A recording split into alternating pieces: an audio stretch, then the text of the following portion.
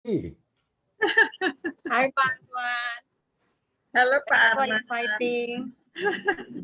Oh, Titin juga ada ya. Most welcome. Rina juga ada. And also Caleb. Hey, hi. Oh, Eric. Up, Oh, Eric is performing. Of course he's here. What does this one? Morning, everybody. Sorry for my background. I don't know how to put our Comeng background. I tried. Yes, I feel so technology. That's okay, Jumai. That's okay. That's Gen X problem. So, yes. Apparently, Jumai, I'm older than you know. Jumai, are you on your phone or laptop? On my phone. Oh, I think because you cannot set the background with your phone. That's why. Ah, thank you for letting me know that. That makes me feel better. Now, one, right there. Oh, there's a virtual background. Interesting. One of the openers here, Chitra Ayu. Hi, Chitra. Hi, Chitra. Hi, Chitra. Hey, everyone. Hi. Hey. Thanks for having me. Chitra, Thank you. Thank you for joining us. Where were you, Chitra, last night? Yeah, I have other life. I can see that. All right. Good evening, everyone. Good evening. Good evening. Good evening, friends, Romans, Indonesians, Malaysians, citizens of this free world where we can joke and laugh all night long. I'm the Sergeant at Arms for this evening, and I have been given the onerous task of, as usual, reading out the rules so that we all can settle down into a wonderful evening. First off, please put on your video as far as practical. We like to see each and every one of you, all the beautiful faces. Unless you're speaking, please mute your mic. That's an absolute must because we don't want any distractions. I've been asked to convey that there shall be no recording other than, of course, the official recording. If you need to take short snippets, that's allowed, but do put them with a tag at Comeng_reborn should you upload on Instagram or Facebook, so that we can always circulate it using that link. Chat, of course, will be disabled. You can chat with Chat Monitor or Zoom and be link. And we already have 57 participants. You can bring in more. You can bring in more, calling your family, your friends, whatever. It's good to have a good crowd to give fantastic support to all our participants this evening. On this go, I'd like to now pass over the floor to our host, Reggie Hasbuan. Take it away, sir. Thank you very much. Thank you very much. How is everybody? I hope that you guys are all doing good during this pandemic. It's good to see that everyone already said hello to each other, because for some of us, this is very new. This is very exciting. For our openers and our open micers, they are very nervous right now because for most of them, this is their first time doing comedy. And for the rest of us, it's actually a night of reunion. So it's good to see that we can see each other again. But you know what? It's still a pandemic. So, let's still maintain our distance, because in some places in my country, they already meet live. And of course, not long after they are infected. So yeah, consequences. But in Bali, where I live right now, just last night, we had a live comedy show with more than 200 audience live, right? And that's okay because it's in Bali. All people here are crazy, ladies and gentlemen, yeah? And of course, that most of the audience are Koreans and Russians. So we all know that those guys are not normal people, because at least they are made 70% from plastic. So they're immune from coronavirus, ladies and gentlemen. So,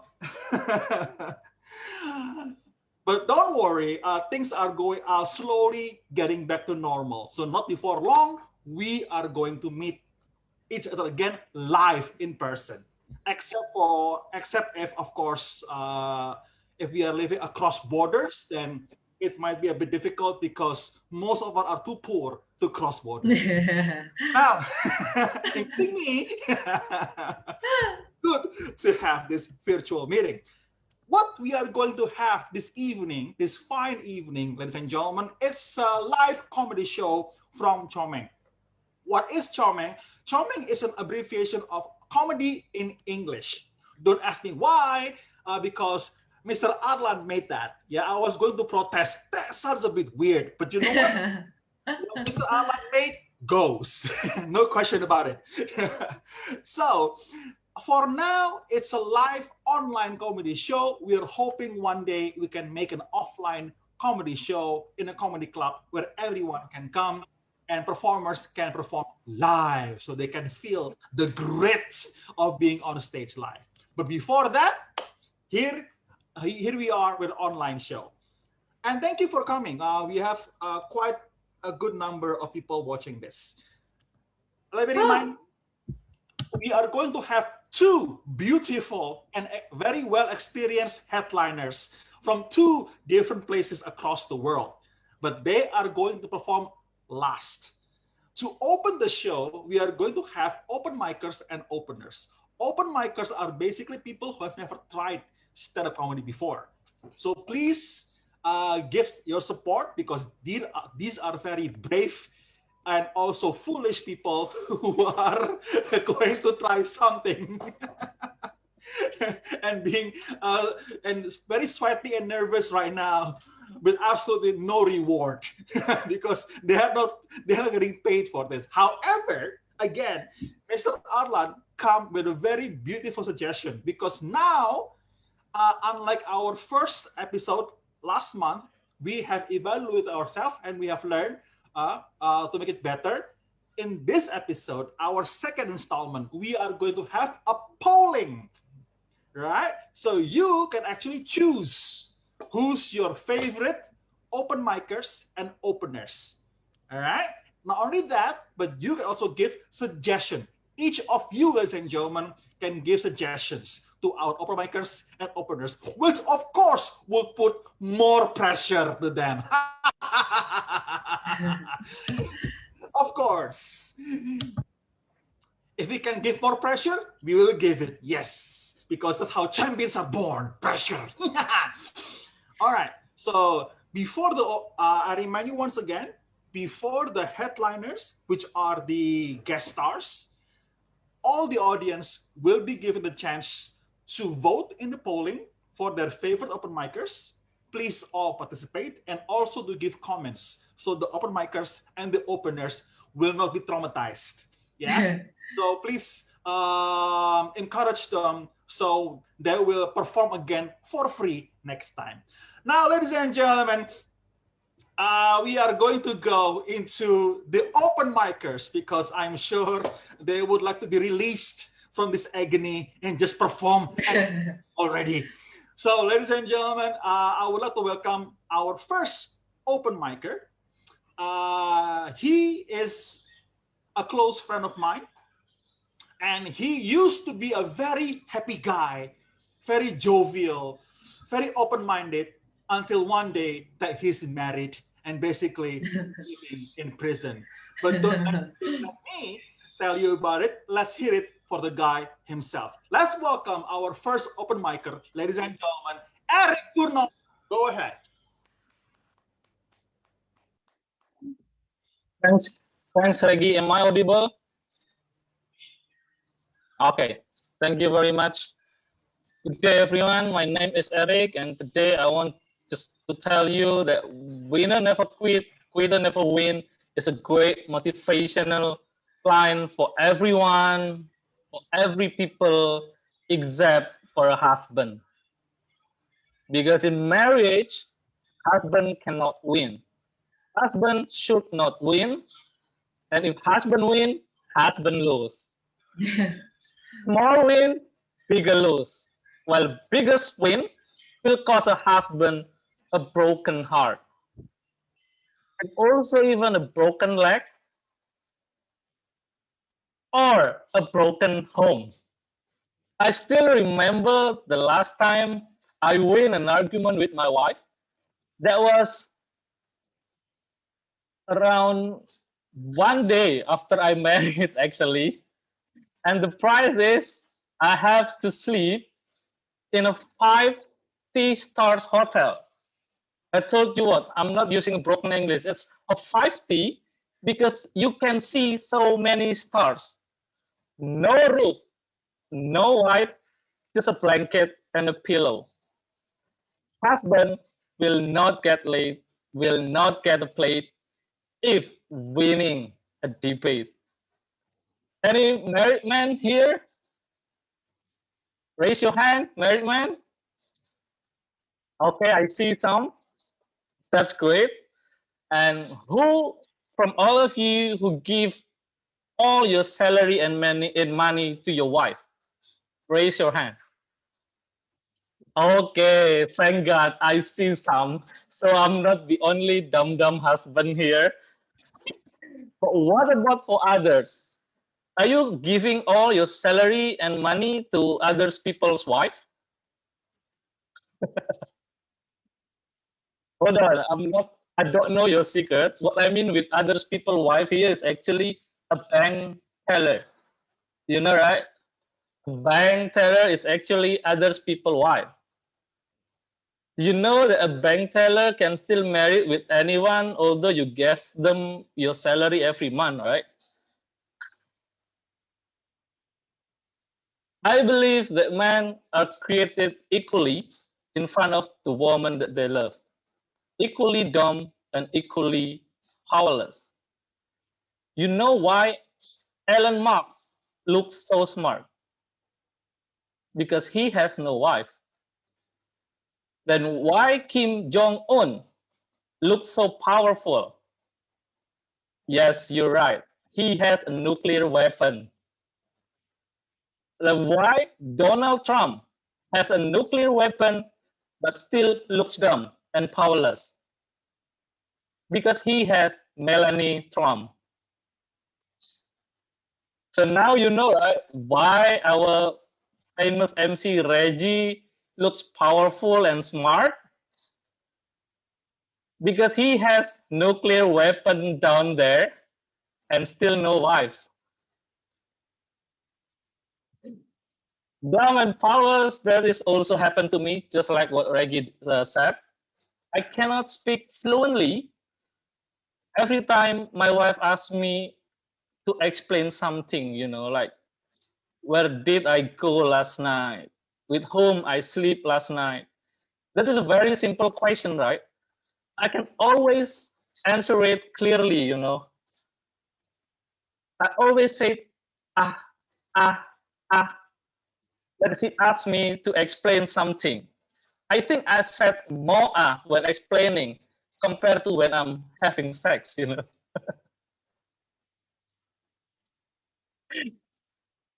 And actually, I also cannot think clearly, especially during a crucial moment like life and death situations.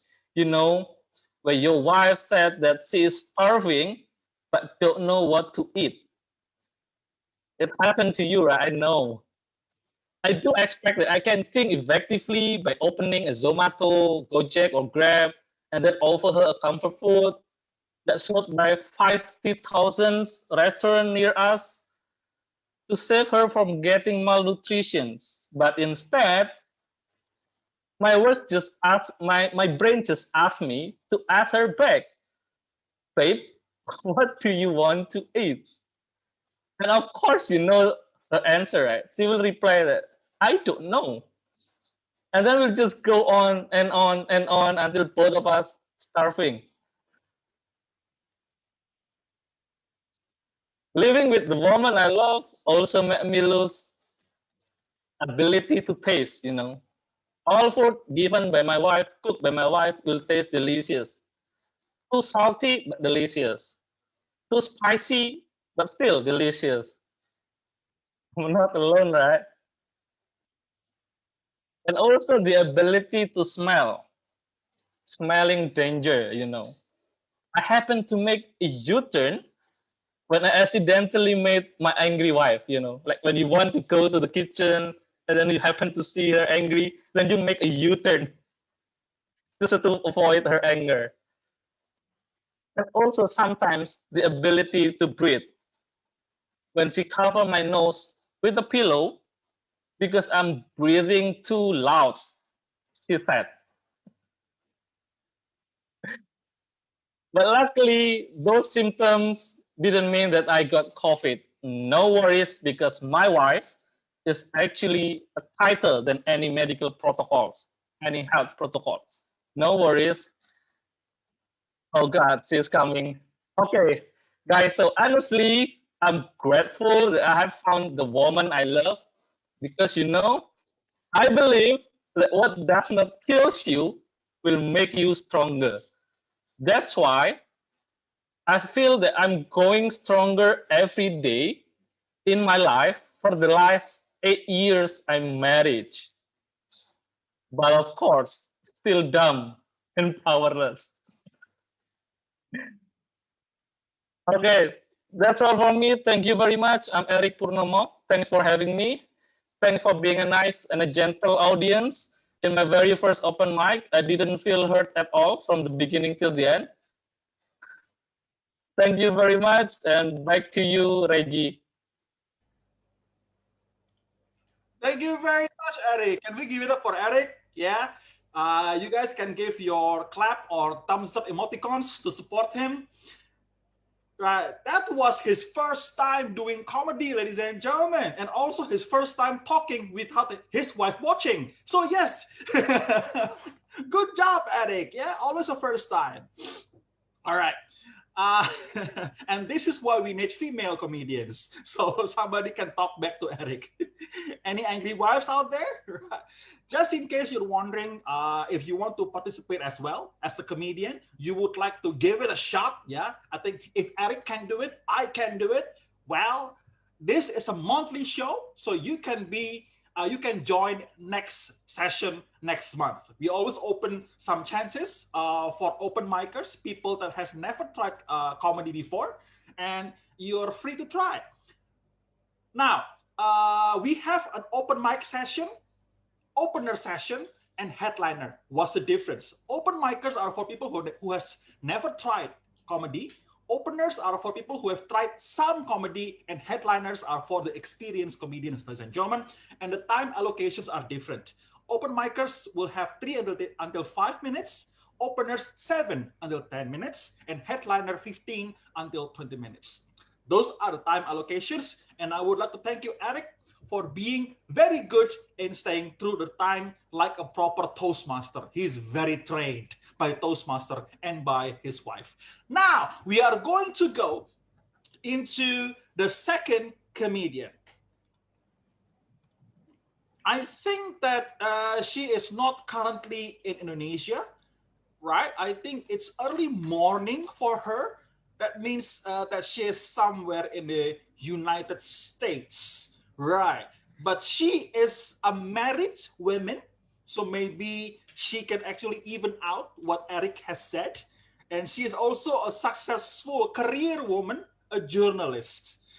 So how on earth can she balance the two between being married, being a career woman, and being away in other country? So ladies and gentlemen, let's see it from her perspective. Let's welcome Jumai.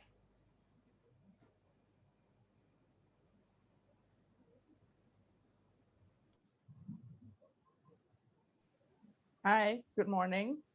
I'm Jumai. Yes, I'm currently living in US.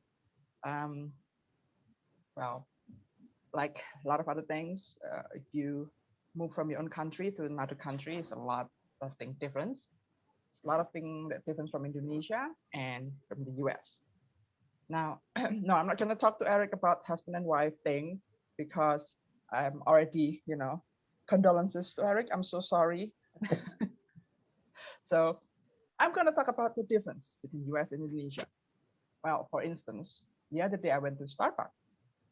Now, I don't know in other country, but in Indonesia, if you go to Starbucks and you say, oh, I want a cup of latte. Yes, I say a cup. Let's not go there. They would ask what kind of milk, right? Like any good baristas. And they usually, again, I don't know in other countries, Indonesia, there's only full cream, skim, and soy milk. Now, I was assuming the same thing. So I went to the American Starbucks and went there and I talked to this really, really looking very young boy, not man, young boy. And yes, I think he's still a high school part-timer. Yeah, that's another thing. In Indonesia, the barista is a highly trained barista. In America, you got a high school part-timer, 16, 17 years old high school part-timers. No, not high school graduate, high school part-timers. So this boy is like, oh, good morning. How can I help you? Welcome to Starbucks. He's like, okay, thank you. Good morning. Can I have a latte, please? Oh, okay. What kind of milk do you want? So I answered, and the answer I gave give me regrets to this day. I answered, what kind do you have?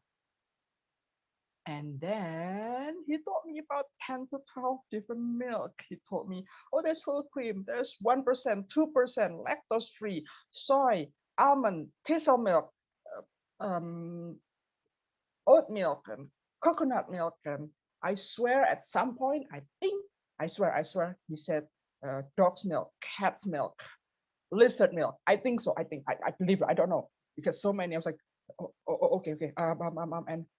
And then I kind of, the thing is, I zoom in on the coconut milk. Like, what? Coconut milk? In Indonesia, we make rendang. You know, the really delicious Indonesian beef stews. Yes, I said Indonesian beef stews. Let's not get in the fight. Rendang is Indonesian beef stews. I said coconut belongs in rendang. Beef stews, not in milk. What the hell is wrong with you? That's what I want to scream. That's in my head. That's like, I'm kind of stuttering. Okay, full cream. Just give me a full cream latte. I'm just giving this, stop attacking me kind of a face. So, all right. So I get out with a cup of, regular latte. It's like, oh my God, this takes 15 minutes and I'm the only customer. I regret asking that question. So me with my head brain blown, walked out of the Starbucks, decided to compress, depress, trying to get my brain and my thought together, decided to get some snack. So I went to Walmart and I said, you know what? I'm going to get one of my favorite snacks. And I'm so happy I found Oreo. Oh, yes. I'm so happy America has Oreo. Yeah, I know. It doesn't matter that Oreo actually came from America, but I'm happy. I went to the snack aisle. I found there are 12 Oreos. I joke you not, 12 different flavor Oreos. Okay, all right. You know what? Just choose one, Jumai. Just you what? Choose one. So I chose one, and I'm kind of, wait a minute, this is different again. So in Indonesia, the Oreos come in packages of 3s or 10s. 3 Oreos or 10 Oreos in them. In America, there's only one package, and it's called family package. Inside there's 33 Oreos. I was like, oh, okay, this is new. I'm facing a new problem. Indonesia, the 10 Oreos, which I bought, I only required 1 cup of milk. If there's anybody here, why do you need milk? Have you not watched that commercial, twist it, lick it, dunk it? If you don't, watch it. So, all right, fine. Then I need more than a cup of milk for 33 Oreos. So I tried to find the milk. I couldn't find it. I asked the employee, excuse me, sir, can you help me find milk? And the employee was nice. Oh, hi, miss. Yes, what kind of milk do you have? What kind of milk do you want? I asked, what kind do you have? And of course he answered, oh, we have 2%, we have 1%, we have lactose, no, non-lactose, we have almond. Oh my God, here we go again. I would never. So in America, never ask what kind of milk do you have in any coffee shop or grocery store. Good morning again. This is Jumai. Thank you so much for listening. And please don't ask me what kind of milk I bought. I trust me, you want to save your time. Thank you so much. Thank you, Jumai. Let's give it up for Jumai, ladies and gentlemen. Again, you can give your thumbs up emoticons or applause emoticons. And looking at Jumai, I really envy her because not only she's a career woman, not only she's a good mother, not only that she has attempted comedy, but she also has a green card. Wow, how about that? But I understand her concern, you know. I mean, going to a new place, trying something for the first time is a bit daunting, isn't it? Not only milk, I still remember the first time I went to a coffee shop, like a really fancy coffee shop, because I really I don't understand coffee lingo, you know, like Fenty, tall, grande. I don't understand that. I remember the first time I went to a coffee shop. The first guy, there were like 3 guys. I was the third guy, 2 guys in front of me. They were like ordering coffee. The first guy went, "Hello, I would like to have a long black, please." He got a long black. Second guy, "Hello, I'd like a flat white, please." He got a flat white. My turn.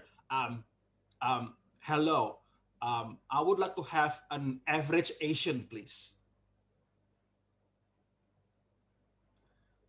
The barista gave me a small cup.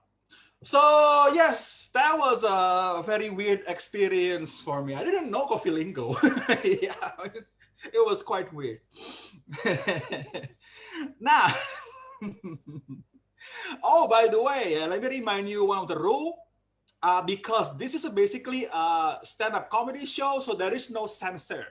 People here can talk about everything as long as they're able to make it funny. So they can talk about politics, religion, sexual jokes. It's completely free, ladies and gentlemen. But of course, the risk is all yours. Now, having said about the risk, I would like to welcome our next comedian.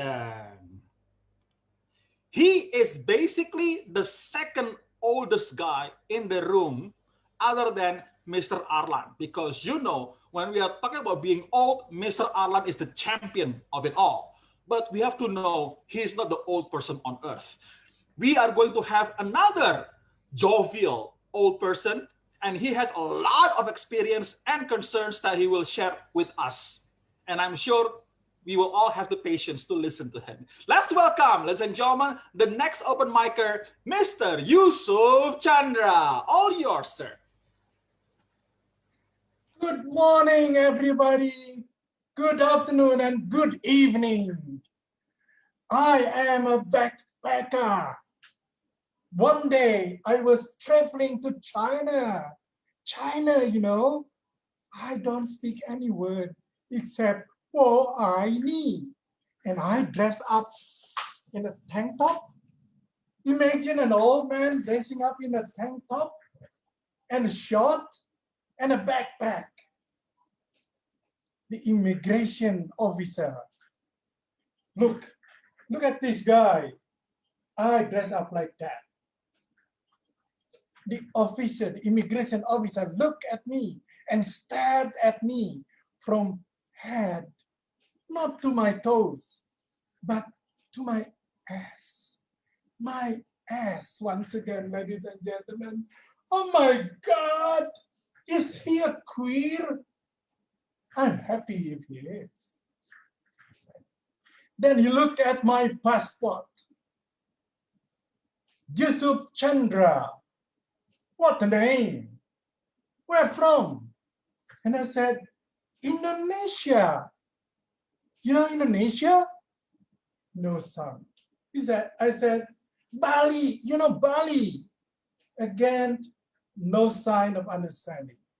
He invited his friend to speak a little bit more English. And he invited me to come to their rooms. Very small, stumpy room, very dark. And he said, one of the guys said, open up. So I unzipped my backpacker. I take out every single thing. My very nice smell towel. It's not been washed for weeks. So you can imagine the smell. And also I took out all my lingerie. Oh my God, all the bad smell of lingerie. And he couldn't find anything in my bag. But one of the guys touched my breast, the breast. And then he lifted up my tank top. He touched down into the stomach, into the belly. And I was really hoping that he would insert his fingers inside mine, but unfortunately he didn't do that. He went down to my hips, and again he touched my hips. Couldn't find anything. He seems to be restless. He thought he would find something. He went back up, touching again my belly. Still, it's a six-pack belly. He couldn't find any single thing. And I was happy. I thought I was going to be free. Because he finished doing that, they couldn't find anything. And he looked back at me, he stared at me and winked his eyes. I said, oh my God, this one must be a real gay. I am so happy, ladies and gentlemen. Oh, I'm going to find a friend now. But he said, go. So I started to run out of the rooms with no clothes on. And he said, no, come. So I came back. I looked at him. I said, yes, swab test. What? Another swab test. But ladies and gentlemen, this is weird. Because the swab test is not on my nose or my mouth. It's on my back, in my ass. And he said, no, it's done. Now you can go out of the room. And one of the guys gave me a piece of paper with the name of the hotel and the phone number. And with wink, he said, what? He wanted me to call? So he must be a real queer. Thank you so much. I have got a queer friend at last in China. Thank you very much. Back to you. Let's give it up for Mr. Yusuf Chandra, ladies and gentlemen. That is a very strange story. But we really appreciate that you found yourself a new friend. So if you go to China, don't be surprised if you see a poster of Mr. Chandra in the immigration office saying wanted. Yes, he is basically wanted by the immigration because of that story. And if I'm not mistaken, Mr. Yusuf Chandra really said that he is wearing a lingerie. Yeah, he's wearing a lingerie. When I heard that, I was surprised. I was like, oh, what? You too? I thought I was the only one. Wow, right. We should make a WhatsApp group together, Mr. Chandra. Lingerie lovers, guys. Wow, I thought I was the only one. I was not alone. Finally, another lingerie loving person. Although he's like 40% older than me, but hey, like what Mr. Chandra said, you found friends in strange places. Now, but seriously, that was weird. But hey, it's a comedy show. Of course, we are gonna expect weird people. It's only gonna get weirder from here, ladies and gentlemen. And don't forget, before the headliner, you are all welcome to give your suggestions and also vote in the polling to decide who's your favorite. Now, what I love about Mr. Yusuf Chandra, he's actually dressed for the show. Look at him, right? He's actually wearing a true tank top, a literal tank top, and also a sock on his head. I don't know what you call that. This guy is like over 55 years old, by the way. He looks energetic. I'm so jealous of you, Mr. Chandra. And he's not the only one who is coming fully dressed for the show. Look at Ilyas. our organizer. Ilyos, show yourself. I'm here. Okay, show yourself. Make yourself the primary screen. There you go. This is our organizer. Hello. He is fully dressed even though he is not performing. How about that? He is a fully dressed audience. Now that is some commitment right there, ladies and gentlemen. People actually dressing up just to watch the show. Great job, Ilyos, great job. Anyway, if you check the comment box, Ilyos has shared a screen that you can use. Especially from us, ladies and gentlemen, all yours for free. Just like how we treat our comedians, for free. Now, we are going to go into our last open micer. She is a female comedian. This is also her first time trying out comedy. And I think I should not give more infos because that is going to give spoiler to her jokes. I will let her tell yourself about her life.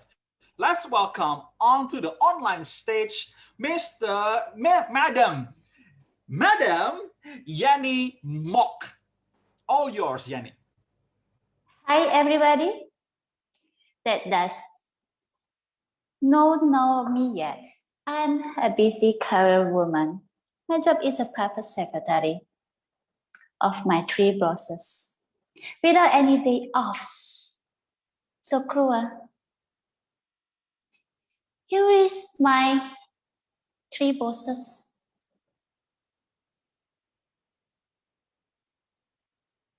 Nowadays, all of us mostly work from home. Me, I just open my bedroom door and there is my working room. When I'm done teaching them, because my job is a teacher, there's always flood in my room. Sometimes with toys, sometimes with dolls, sometimes with snack crumbs. Most of the time it's actual peace. So problematic. When I'm tired, I asking my kids, please help me, help your mommy, arrange your toys. Put this toy car under there. And they will ask me back, underwear? Oh my gosh. Another problem, asking my kids to submit their homework, especially the English subject about rhyme. They make the rhyme only 2 rows. Don't hit me or I will fart. Sometimes they made 4 rows. I play with my cat. My cat sleeps on the mat. I forget to do my math. My mom gets mad. Thanks to my kids. They didn't know I am an angry mom. And as a private secretary, my 3 bosses think that I have a magic pocket. The one that can bring them to everywhere that they want. Sometimes they ask me, anything the food that they want, just take it out from my pocket. You think that I am a Doraemon?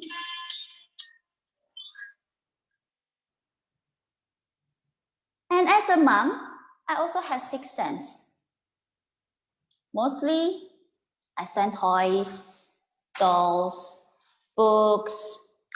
One day, I sent toy car in my underwear. So stressful, but I'm not sent for the single fat soul. For the singles, fat soul, fat and the single one. No need to be worried.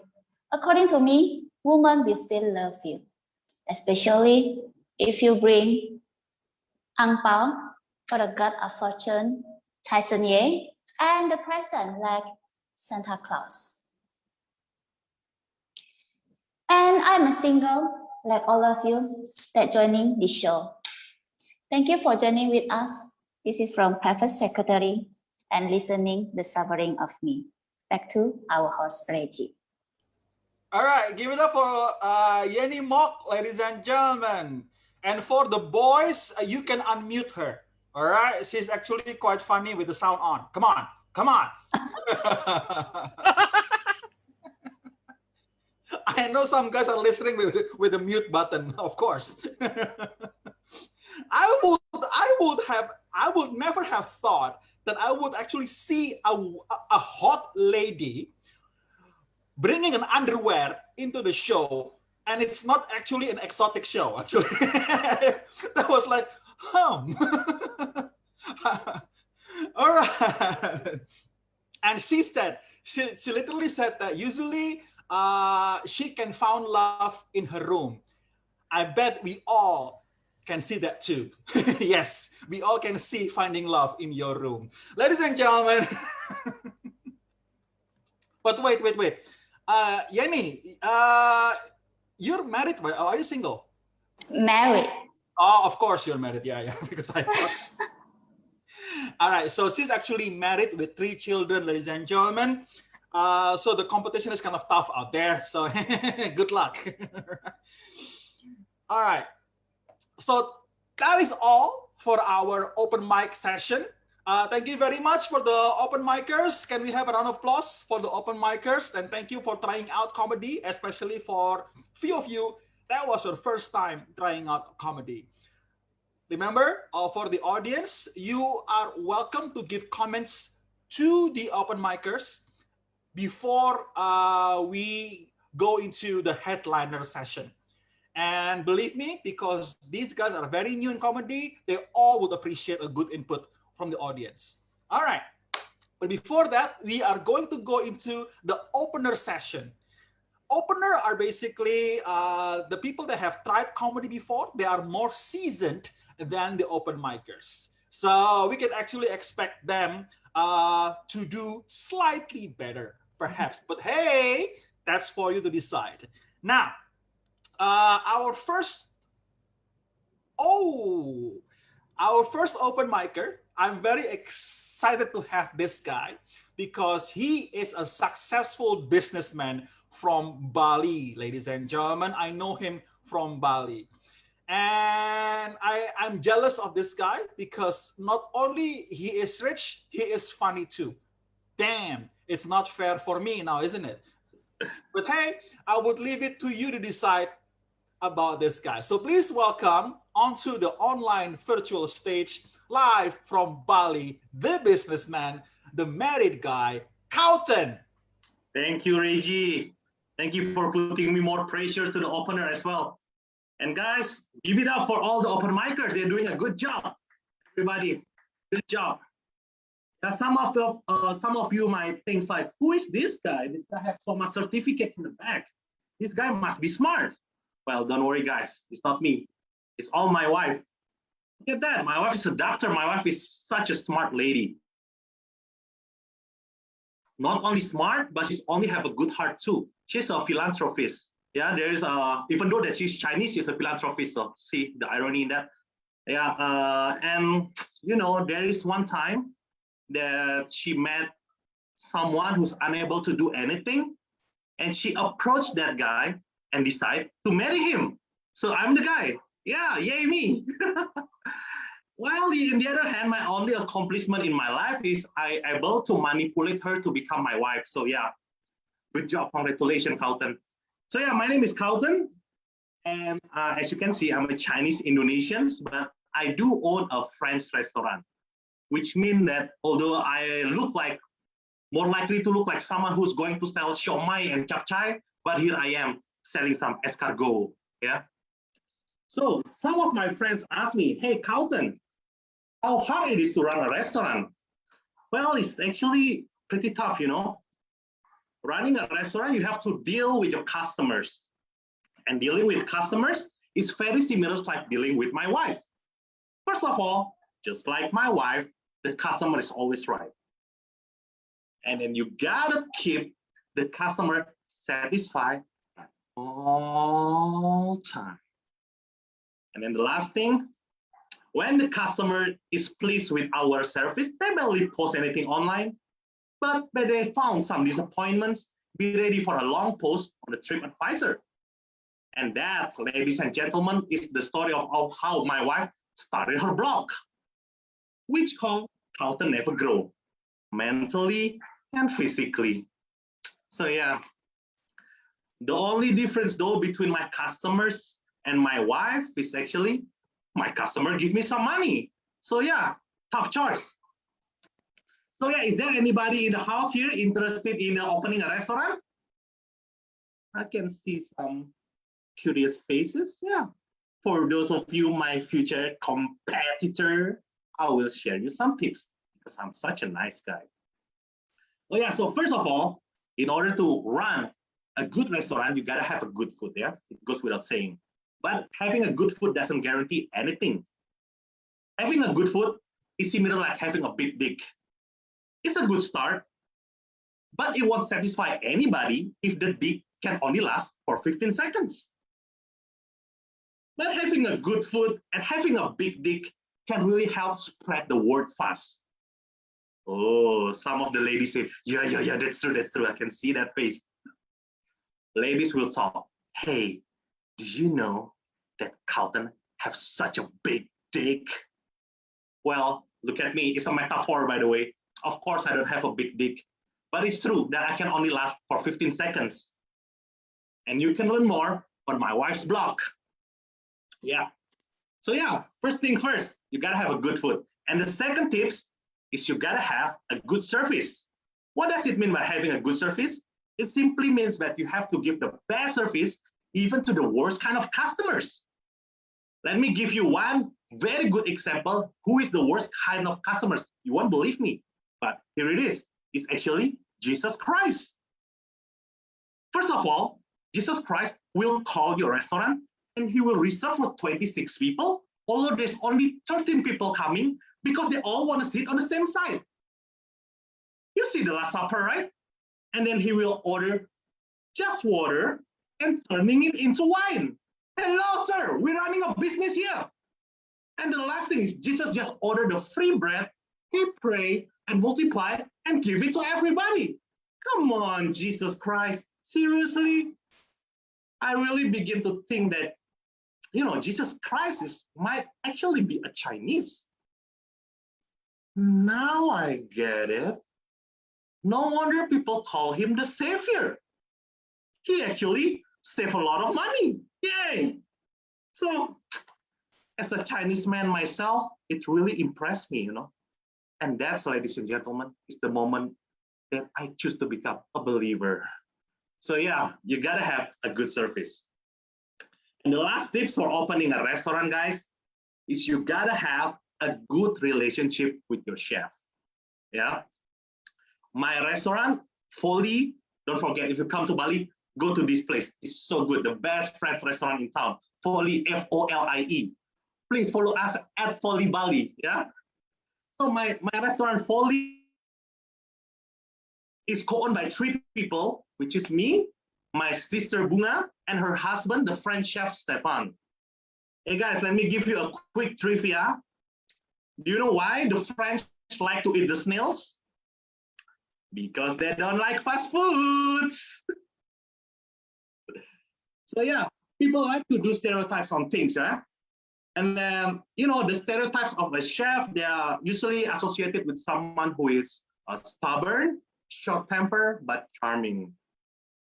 And people also associated French with someone who is arrogant, stingy, but romantic. Of course, not all the, thank you, Reggie. Of course, not all the stereotypes are true. Lucky for us, our chef is neither charming nor romantic.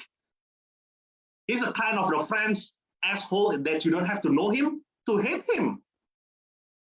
So, but let me share you a simple tips how to keep the asshole, the chef in the company.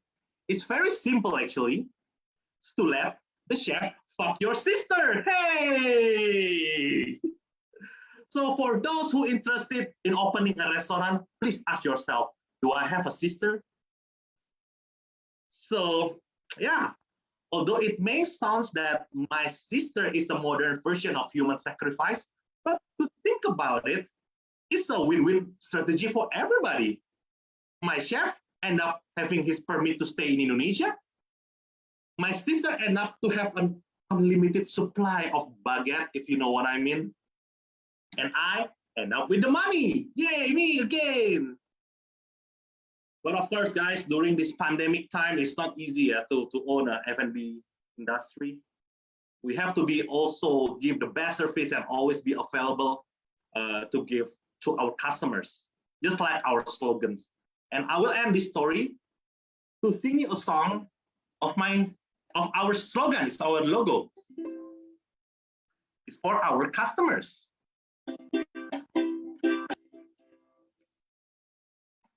You just call on our name, and you know wherever you are, we kept running. Yes, we will to bring you the food, to bring you the food. Winter, spring, summer, or fall. All you got to do is call, and we'll be there. Yes, we will. But you have to pay. We bring the food. You have to pay because I'm Chinese. No discount for you. That's all for me, everybody. I'm Carlton. Enjoy the rest of the show. Good night. Give it up for Carlton, ladies and gentlemen. Wow. All right. I have to laugh my ass out because Carlton brings 3 new things in the house tonight. He finally brings a race card. He finally brings a religion card, and he finally brings a dick card. So now we have jokes about race, religion, and dick in the same person. You're a full package, Carlton. And that is why, because we already hear the first dick jokes, other dick jokes will come. Because the rule about dick jokes, they attract one another. I don't know why. Carlton is not only Chinese, he's a businessman, he can sing, he's funny too. The world is not fair, ladies and gentlemen. And if you see Carlton's wife, she's actually very pretty, all right? No wonder, okay? This is probably the last time that we are going to bring Carlton in the house because he's only gonna make everyone jealous. I never thought he can sing. He can actually sing. And he was funny too. I got a lot to catch up with Carlton. In terms of comedy, okay? In terms of money, I have no chance. I have no chance. Zero, zilch. In terms of dick, we have the same size. So yeah, it's kind of fair that way. Ladies and gentlemen, I told you, dick jokes attract each other.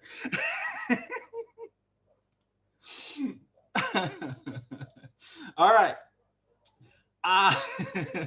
The next comedian might not bring a dick joke. So the next comedian, please don't feel forced to bring a dick joke, because if you can be a clean comedian, be a clean comedian, all right? There's nothing wrong with being clean or being dirty in comedy. As long as you can make people laugh, it's a go. Now, the first, Carlton is a successful businessman. And the second comedian is also a successful businessman. But wait, I forgot one thing. Carlton is so smart, you know, because in the middle of his set, in the middle of his jokes, he successfully inserted some advertisement about his restaurant.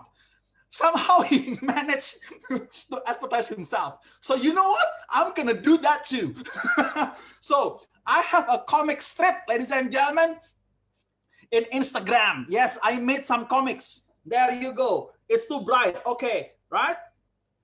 Yay, that's me right there in comic books. Yeah, so I can actually make you laugh in in terms of comic strips. So please follow Rexter Comic in Instagram. Yes, if Carlton can shamelessly promote himself, I can do that too. It's an open competition. That is Rexter Comic, Rexter with a Z. All right, enough about me. Let's go to the next comedian. So the next opener, ladies and gentlemen, is also a successful businessman, and I believe he's more good looking than Carlton. So please welcome onto the online stage, Mr. Boy Henry.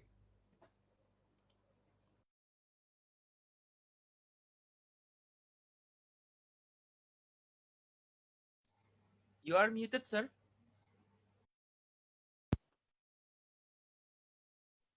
Yeah, can you hear me?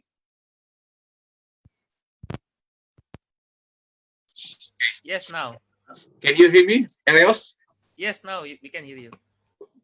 Okay.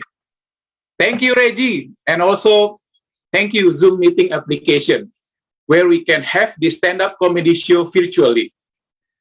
We all know that nowadays, most of stand-up comedy shows are conducted through Zoom meeting, right? But from my point of view, Zoom meeting has changed the nature of stand-up comedy. It turns stand-up comedy into sitcom. Sitcom is not the abbreviation of the situation comedy, but sit-down comedy. Ladies and gentlemen, most of us right now didn't stand up, but sit down. And be careful. If your show is not funny, the sitcom turns into shitcom with the letter H between S and I, shit comedy. So for the next comedian, please, will you stand up and be funny? Otherwise, it will be the shitcom. Okay. Today, I and my cousin attended a wedding ceremony. There was a preacher give a marriage advice. I heard the preacher said to the brides to love one another. Suddenly, I talked to my cousin. Hey, if it didn't work, just interchange the last two words. Love one another become love another one. The other advice came from a saying. Between husband and wife, arguing is healthy when done fairly. Then I said to my cousin again, I have a better saying. Arguing is healthy, therefore, keep arguing every day will keep yourself healthy every day. So don't stop arguing with your wife. And you know, if your wife is silent and not arguing, it means that she is sleeping. And you also have the opportunity to sleep. Sleep with another one's wife. Ladies and gentlemen, in a marriage life, we always heard this saying, behind every successful man is his woman. But don't forget the reality, ladies and gentlemen. Behind the fall of a successful man is usually another woman. It's true. I have my friend here, Elios. Let's see the chat monitor. Elios, where are you? Wave your hand. There he is. He is single. He always tells me about his single status and difficulties to find a girlfriend. Ladies and gentlemen, Elios may have a girlfriend, but not a girlfriend. You know what is the difference between girlfriend and girlfriend with a space in between? The little space in between girl and friend we call friend zone. And my friend Elios was there for a long time. I don't know why. He was happy enough and stupid enough to be in the friend zone forever. In my society, I know more than 20 people like Elios who were trapped in the friend zone. They were single and claimed that they were happy. Sometimes pop up in my mind. I know a great organization, an international community that might facilitate the single and happy person to mingle and to communicate one to each other, called Toastmasters International. To charter a new club, they need only 20 people. So why don't Elios and his friends charter a new club and name it Happy Single Toastmasters Club? It would be a great idea. Therefore, they can share and tell more stories about their single status, their happiness, and their stupidness as well. On top of that, Elios also told me that he wanted to have a perfect wife, a beautiful, smart, and rich wife. And it's really, really hard to have one. I told him, bro, just make it simple. If you want to get it all, a beautiful, a smart, a rich wife, just marry 3 times, idiot. Talking about 3 times, I remember the rule of 3 that is widely used in all communications. The rule of 3 consists of 3 sentences or 3 pointers or 3 words that will ease the audience to understand and to remember. But I just wonder how this rule of 3 is also widely used in Hollywood movie scripts. You know, in Hollywood movies, if they are about to die, or someone pointing a gun at them, or someone blowing a bomb at them, they must say one of these 3 words. Fuck, shit, damn. They don't even remember their God. But when having sex, suddenly they remember their God. Oh my God, oh my God, oh my God, oh my God. I'm Boy Henry. Thank you for watching. What a way to close your jokes, ladies and gentlemen, by having a sex joke. Yes, yes, we all love sex jokes. It's getting hotter the more that we get going too late in the night. We've had dick jokes, now we have sex jokes. Yahoo! I can only guarantee you it's gonna get even crazier as we move on, because I know who's gonna go up, and it's going to be a lot better in the worst way possible. Now, ladies and gentlemen, Elios, how many audience that we have this fine evening? Can you please tell us? Now it is 70. We have 70 audience. Very nice, very nice, very nice. I have promoted my comic strip in Instagram shamelessly to all you 70 audience. And you know how many people follow me back? 1. From 70 people, 1 person follow me on Instagram. Rexter Comic, ladies and gentlemen, come on. And that 1 person is the headliner. Oh, Juliana Ang is the nicest person on earth. And apparently, she's also paying attention. So, even though she's the headliner. Good for you, Juliana. Can't wait for you. Anyway, like I told you, it's gonna get even better and crazier as we move on and as we proceed into the night. The next comedian is not from Indonesia. I think Cheryl is from Malaysia or Singapore. Correct me, please. Malaysia. Oh, Malaysia. Malaysia. I'm sorry, Cheryl, my bad. The next comedian is just like the headliner. She's from Malaysia, ladies and gentlemen. And she's a proud lady with a very, very proud gift that she is going to share with us all. Please welcome onto the virtual stage, Cheryl. Hi, I'm on Flow. Or to be more precise, I'm Cheryl's on Flow. And to all you boys in here who are a little bit confused about what I'm talking about, you do know that girls give all sorts of names for their periods, don't you? There's Shark Week. And if you are a fan of Game of Thrones, you might have heard of The Red Wedding, Season 3 finale. But most of the time, it's just on Flow.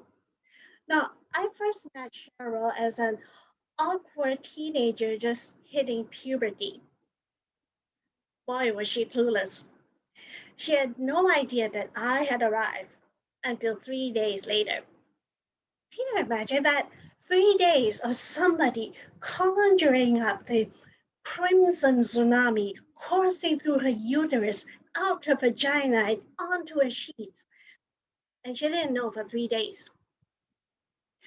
When she finally found out, all I got was, Mom, I had my period. Seriously, girl? You know, in certain cultures, Aunt Flo visiting finally is a cause for celebration. I mean, it is a young woman's finally emerging into womanhood. It's a rite of passage. It's a celebration for 3 days and 3 nights. And all I got was, Mom, I had my period. Mom's reaction was even more priceless. Mom said, here are the pads. Learn to use them. And oh, by the way, don't put your laundry together with the rest of the family. It's bad luck to wash a woman having her period clothes together with the rest of the family, you know. You don't want to jinx your father's career. Oh my God. Not only was I denied the celebration that I was entitled to, I was bad luck, and well, let's just say that things kind of went downhill from there. My relationship with Cheryl had kind of been tumultuous at best. When she was in school, I was kind of a very good excuse for her because she didn't really like sports. And when the teachers asked her, she would just say, Teacher, I cannot run today, period. You know, if a teacher had bothered to check, they would have think that Aunt Flo is constantly around visiting her, as if I don't have other girls to terrorize and make life miserable for. Well, then, and she grew up, she kind of resented me being around so constantly. Besides, she says, you know, when she's trying to catwalk around the office, shaking her hips a little, when I'm around, it's kind of a little difficult because how do you give off that sexy walk when you've got a French baguette wedged between your legs? I'm sure Carlton would know what a baguette looked like. You understand, right? And also, there was that time when she was getting ready to do the down and dirty with a certain new gentleman that she just met. Then I showed up. We never heard from said gentleman again. What? It's not like I can control my schedule, you know. You know, when Aunt Flo's gotta come, she's gotta come. And besides, I'm pretty sure that my personal assistant, Portia Marguerite Salvador, or as I always like to call her, PMS, had been around weeks earlier to make sure that things were in order for my arrival. Portia can be a pain in the ass, not just for the girls, but for the guys too. You married men would know. Well, after so many years together, it's kind of time for me to move on already. This uterus is getting a little old for me. I need a new home and a younger girl to terrorize. But I've kind of gotten fond of her, strange creature though she is, and I want to make sure that she's taken care of, that she'll be all right when Aunt Flo finally moves on to a younger specimen. So I want to give her some gifts.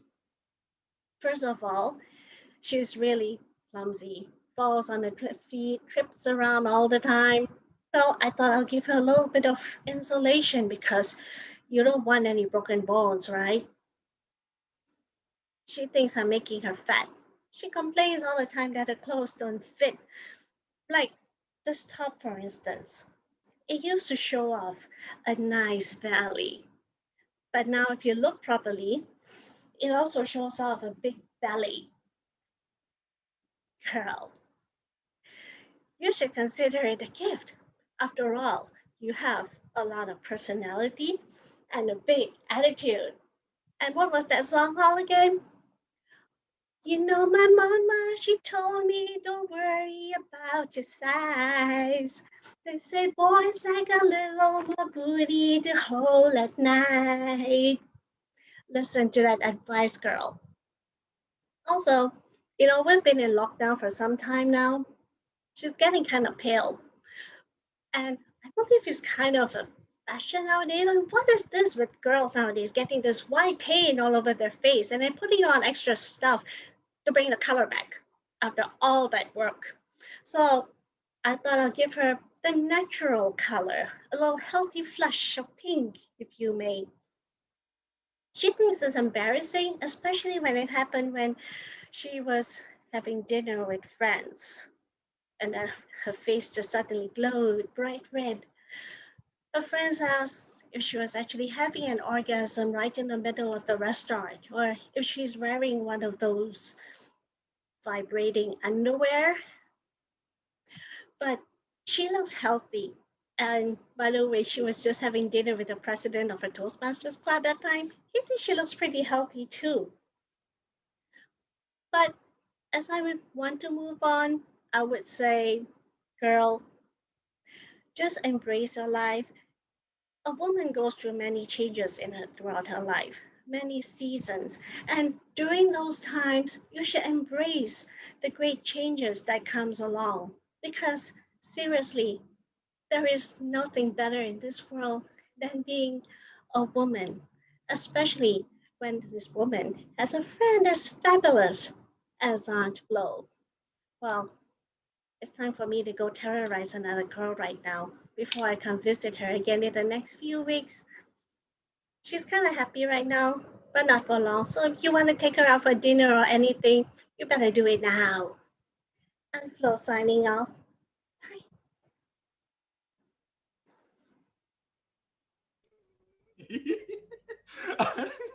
Okay, please give it up for Cheryl, ladies and gentlemen. Oh my God, that was so good. The reason I'm laughing my ass out right now because this is the first time that I've ever seen a comedian impersonate a period. Like literally the period. She was talking as the period, you guys.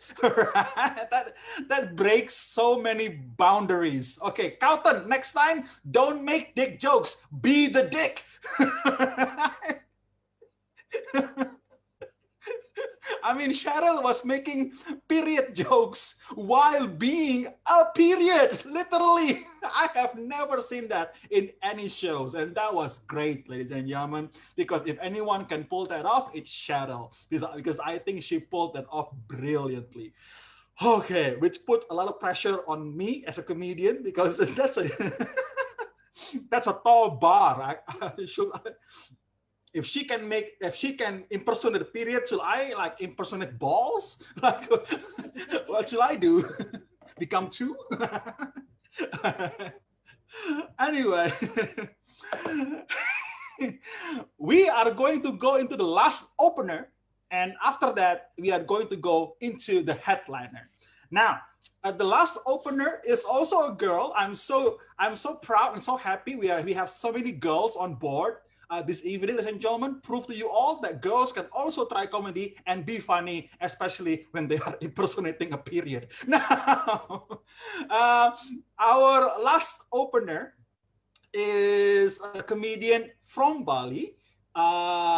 She is known as having good-looking boyfriends. Yes, I said boyfriends as in plural with S's.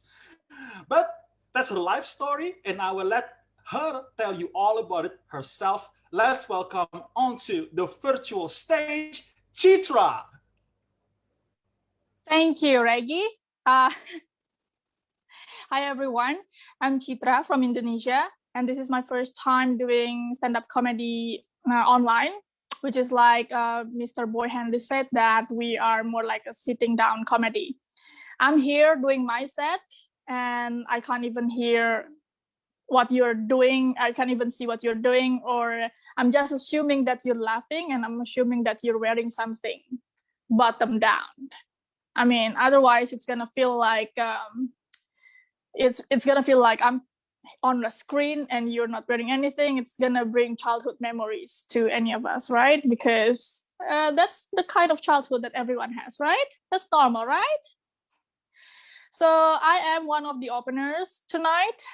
As an opener, I realized that I'm not the reason why you're here. You're here for the headliners. You don't come for me, just like my ex-boyfriend. And sometimes I talk about my dating life in my sets in order to make people think that I have one. Because comedians like to talk about something that we don't really have, like money, jobs, and real life. Same like you guys who spend Sunday night watching our streaming. I feel honored, but really, get a life. Make your mom proud. If your parents know this is what you're doing on Sunday night, they'll send you to an arranged marriage. So when Reggie said that I have a lot of beautiful boyfriends, if that's really true, I would not be here on Sunday night. You know what, Reggie? Before you try to hide your girlfriend with your head, and we can still see your girlfriend behind, and I don't even have a boyfriend that I could hide behind me. So I'm an Indonesian woman who don't date Indonesians. So my dating preference is non-Indonesians because we can't have two poor and lazy people in the relationship. Imagine, I cannot bring another poor and lazy human being to this planet, just like billions of people do in my country. So I like my men like I like my laptops, import products, because my motto is act locally, date globally. And yeah, so like many Indonesians, when we just try to date foreigners, we started from Bali or try to go to Malaysia. I did that beach in training in Malaysia.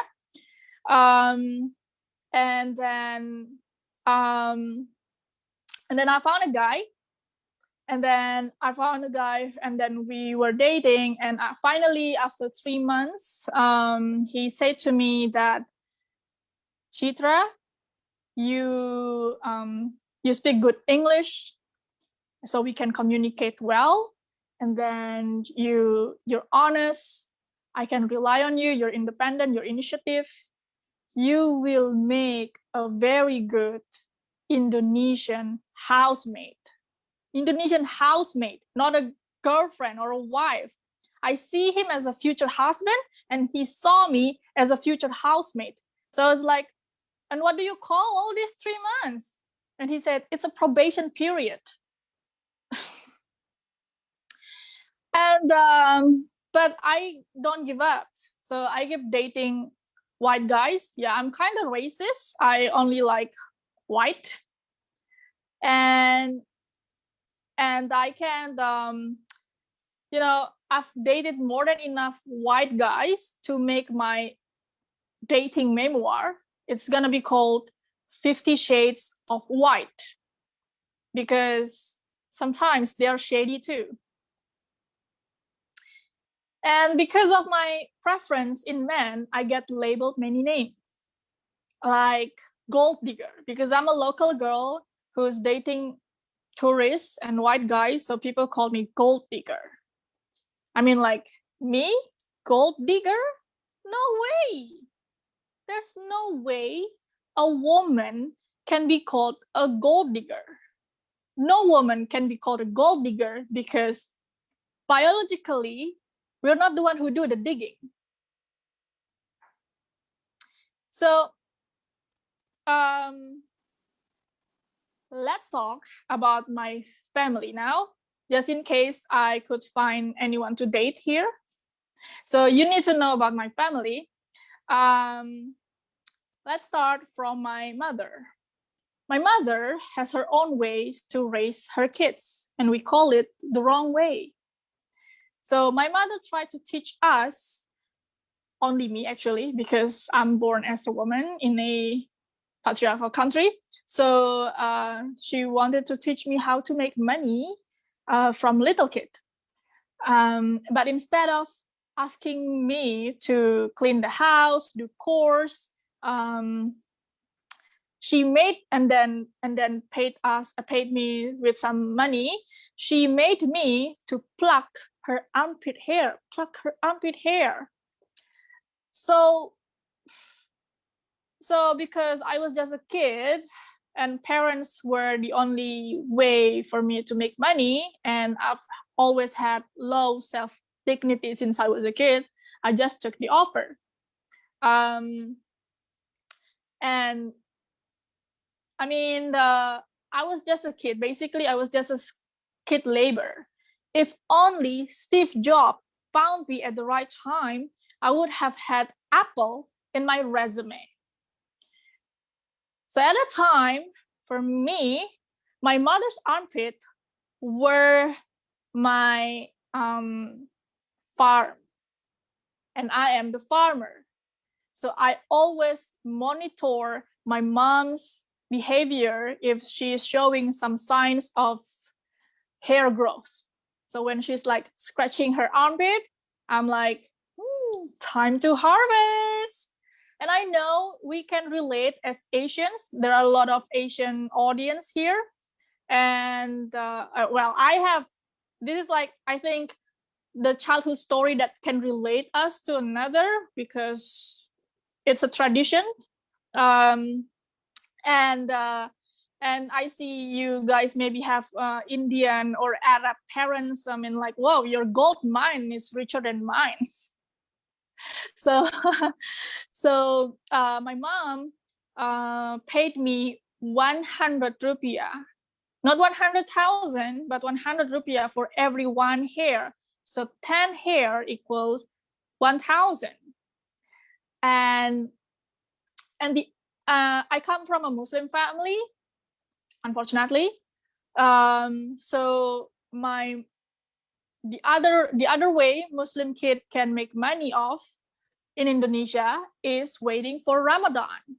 Ramadan is the fasting month, and usually in Indonesia we get paid for every day we done fasting.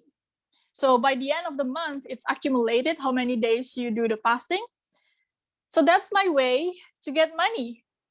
So I went from armpit hair plucking to starvation to get my first Tamagotchi.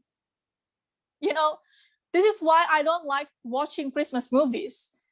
And watching Christmas movies for me just reminding me that life is unfair. For the Christian kids, they're just being cute, doing nothing, and all of a sudden they wake up to a lot of gifts. So when they look at their childhood photos, they look happy. And me, when I look at my childhood photos, I always look malnourished every Ramadan. Yeah, until now, yeah. And then I want to tell about my grandfather. He's also a peculiar guy, because my grandfather, he had 16 wives. 16 wives, not mistresses. I mean, like, he had some mistresses. So this one, 16 wives. So he's a Muslim Casanova.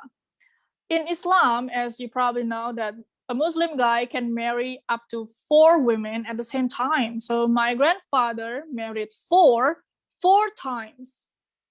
So you see that my grandfather is very good at finding holes, at finding loopholes and finding loopholes and other holes. Sorry. So many holes. So I grew up with 16 grandmothers. 16 grandmothers. Because my grandfather was a badass. I call my grandpa the grandmotherfucker. Every night when it's time to my grandpa to sleep, which grandma to sleep with, it's called the granny award. And my grandpa was an urban legend in West Sumatra, where I'm from. everybody knows who he was because he's the Muslim Casanova, as I've told you already. So every time I needed to send something to my grandparents' house, I don't need to write the full address. I just need to say the Playboy Mansion. And because my grandpa was a Muslim, so I don't know if he goes to heaven or not, but if he made it to heaven, then he's such a lucky grandmotherfucker, because if a Muslim guy went to heaven, then he's gonna be granted with 72 virgins. 72 virgins, and the women gets nothing. And like with me, with granting 72 virgins, it makes Jesus suck, your Buddha suck, or whoever you worship suck, whether it's Tom Cruise or whatever, because my God is a pimp. I don't understand actually, how would a man want 72 women in his life and in his afterlife? Like imagine if 40 of them having a PMS mood swing at the same time, you're gonna be fucked. And then it's gonna create a population imbalance, because imagine one man gets 72 women, so 10 men, and then we're gonna have 10 men and then 720 women. What are we gonna call heaven then? Russia? You know what? So I don't need 72 men in my life. I just need one man with the racial quality of every races that I want. So I want my man to have a pair of blue eyes, curly blonde hair, with the brain capacity of Indian IT guys, and the dick of a black guy, and a white privilege. And because I'm a local, I'm a brown girl, so I look poor, and it kind of tell the kind of men the kind of white man who's attracted to me, and it kind of explains what kind of porn that they like. We call it poverty porn. And so that's why I live in Bali. Many guys ask me whether I need sugar daddy. They always ask me, hey girl, do you need some sugar daddy? Do you need some sugar daddy? And I was like, why so many guys offer to be my sugar daddy? Do I look like I have daddy issues? And so out of the curiosity and financial deficit, I said yes. But after one experience, I think that I'm not gonna date a sugar daddy anymore, because not only that sugar daddy has midlife crisis, but he also has self-identity crisis. Because when we have sex, he keep asking me, who's your daddy? Who's your daddy? I mean, like, well, you volunteered 10 minutes ago. And also, I, as an online body positivity activist, I need to prove my point. So I also date guys with dad bod. Maybe I do have daddy issues, you know, because I seem to be attracted to men who has issues that daddy have, like infidelity, can only last 15 seconds, or dad bod. So I dated guys who had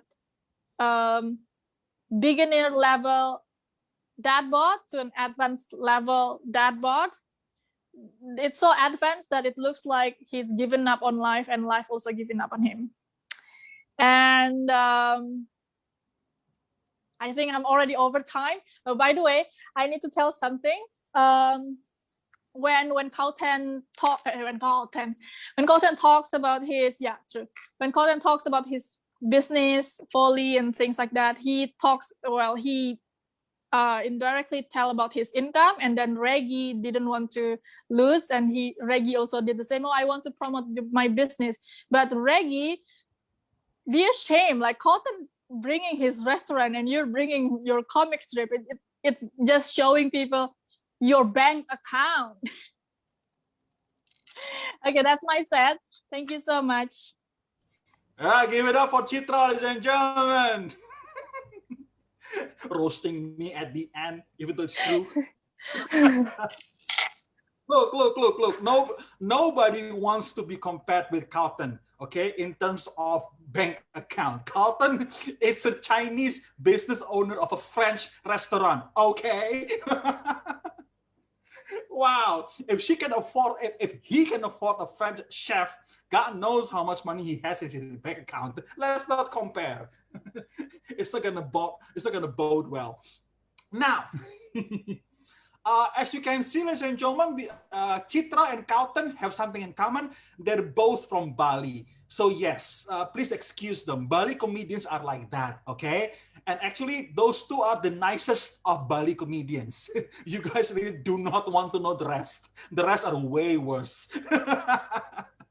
So if you think they're offensive, wait till you see the others. I don't mind people being offensive as long as they're offensively funny. Now, that's it for our open micers and opener session, ladies and gentlemen. Thank you very much. For those of you who have participated, we are going to go into the headliner session. Now, these are the experienced comics, especially Mr. Juliana Heng, who is going to end the show for this fine evening. But before that, like I told you in the start of the show, we would like to hear from you, our dear audience. That is why we are going to have a polling. All right. There you go. In your screen right now, on your screen right now, there should be a polling. Yes, with few questions. You can answer all 3 questions in less than 5 minutes. Actually, it's done already. All right. So, most people are invited by their friends. Thank you very much, friends. Our favorite comic is, of course, Madam Yanni Mok, all right? Because even though she's muted, she's still cute. And basically, that beats a lot of us, right? She has something that we don't have. Cute with 3 kids. Yes, of course. Nobody can beat that. And so, Yanni, congrats, you're our favorite open micers because most audience are boys. Now, and our favorite opener, oh, wait. It's still in progress. All right. It's still in progress. All right. Ilios, is it done now? Or is it still in progress? It's already done. So maybe we can have picture together before moving headline. Our favorite opener is Mr. Boy Henry. That's true? Yeah. So, wait. It's different again. Okay, Ilios, can you read who's the favorites? Wait, Linda will read. Okay, apologies to the people that I've mentioned. It's still in progress. Nah, it's done. It's done. I'm not sure who. I have no result.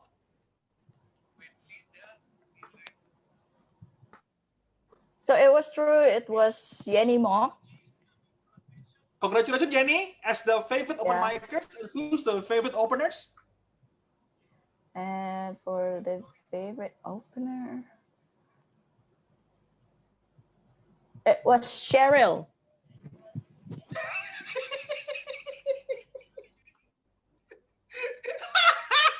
Of course, all right.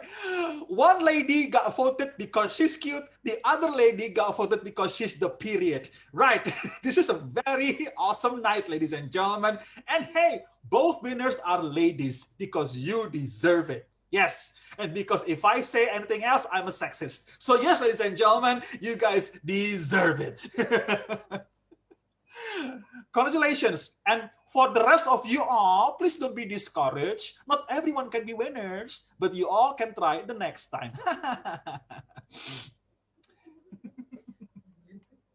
All right. So now, before we go into headliners, we are going to take a photo. Yeah, just to prove that you guys are here. So if we are guilty of our jokes, you guys are as guilty as we are. We're in this trip together, boys and girls. All right. So who's in charge? Danny. Danny will count. Who? Danny. D-E-N-I. Okay, dairy. Dairy, like milk. Okay, dairy will. Danny. All right, dairy. Whenever you're ready, everyone, put on your naughtiest face.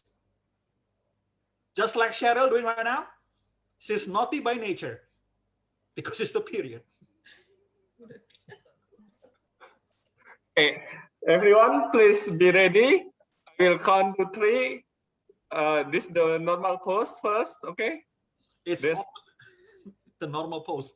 Okay, 1, 2, 3. Okay, now notice pose like Reggie suggests what you want to. I will count 2, 3. Okay, wait. For the pets, I will count for the naughty pets. Naughty. 1, 2, 3. For the pets one, now ready for your naughty pose? Naughty. We'll count now. 1, 2, 3. Okay, done.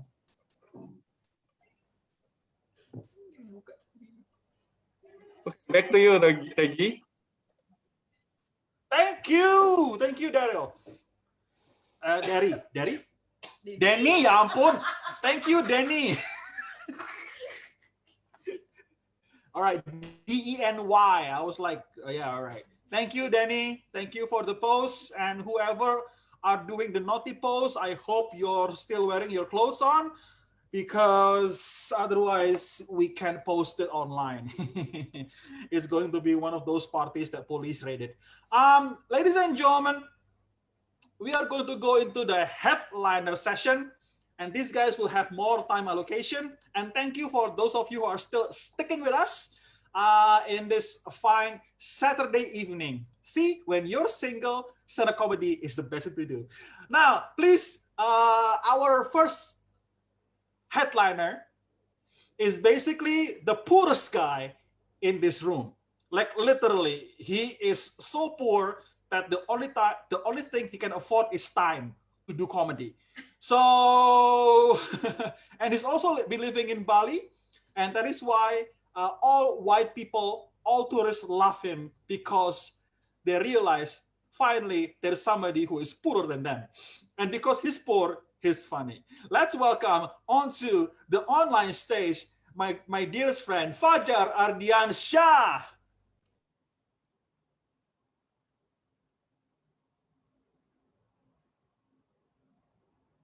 Unmute. So I think I am audible right now. Thank you very much, Reggie, for presenting me that bad, that terrible. He always does that anyway. Thank you very much, ladies and gentlemen. It's been an honor for me to headline this show with Juliana Hang. It's been an honor as well to perform with you. I was actually about to give my biggest appreciation for anyone who designed the poster for today's show, because for the previous, I'm not really sure if you're aware that in the previous poster, the designer mentioned like, okay, this is the opener, designer of this. The opener number 2 is the manager of this. The designer, the opener number 3 is the producer of this. And the headliner was Fajar. That's it. Nothing else. I mean, like the headliner was Mo Sidik and the host Reggie. That's it. It actually shows you, ladies and gentlemen, like the more fun year we get, the less successful we will be. So yeah, that is a good reason for me to be the headliner anyway. So I'd like to introduce myself first. My name is Fajar. It's been a tough year for me, to be honest. Like 2020 has been a super tough. 2021, it's also tough. But I'm quite happy that last year I managed to graduate from my master degree. Yay! Yay! I graduated, after struggling, after fighting, bribing here and there. I finally can finish my beautiful 23 semester of my college. Awesome. I'm so happy. The reason actually why I took my master degree, it was because I was inspired by this singer, Afro-American singer. I'm not really sure if you ladies and gentlemen know about this guy. His name is Khalid. His song is Young, Dumb, and Broke. I was young, dumb, and fucking broke. That's why I took my master degree. After taking my master degree, I am no longer young, dumb, and broke. I am mature, educated, but bankrupt, ladies and gentlemen. So yeah, just because you get your master degree doesn't mean that it helps you to be richer. Education make your brain fulfilled, but emptied your wallet completely. Yeah, 2020, it has been super tough. And like today, I was graduated through Zoom, one of the most silliest method of graduation, ladies and gentlemen. Online graduation through Zoom is such a random activity compared to, regular graduation. The thing is, nobody takes online graduation seriously. Okay, at my graduation, for example, I graduated from Zoom, through Zoom. I could see some of the people were attending the ceremony of graduation in full graduation dress while eating lunch, shopping in Minimart, in Indomart and Alphamart, buying some phone credit and do the Zoom meeting. Do this Zoom meeting while graduating. Even, I swear to God, one of my friends even breastfeeding in the middle of graduation. When the teacher, I don't know, the director or whatever it is, moved the rope to the hat from the left, on the hat from the left to the right, we had to do it ourselves. We had to do it ourselves. Even my breastfeeding friend asked her husband to do it. Fortunately, she could multitask. She could multitask. So she has a very great concentration on the meeting, on the graduation process. Because if she didn't have any good concentration, the baby might be moving the rope and she would breastfeed the husband. So yeah. Anyway, so after the graduation, students usually throw hats. That's also happened to me. We also do that, but I didn't do that too high because my house is very small. So I just did it like, yay, just like that.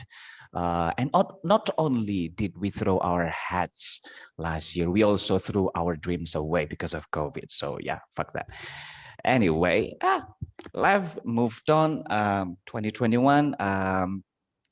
I am still in Bali, like what Regi said. I live in Bali. I'm a Muslim. I'm a devout Muslim.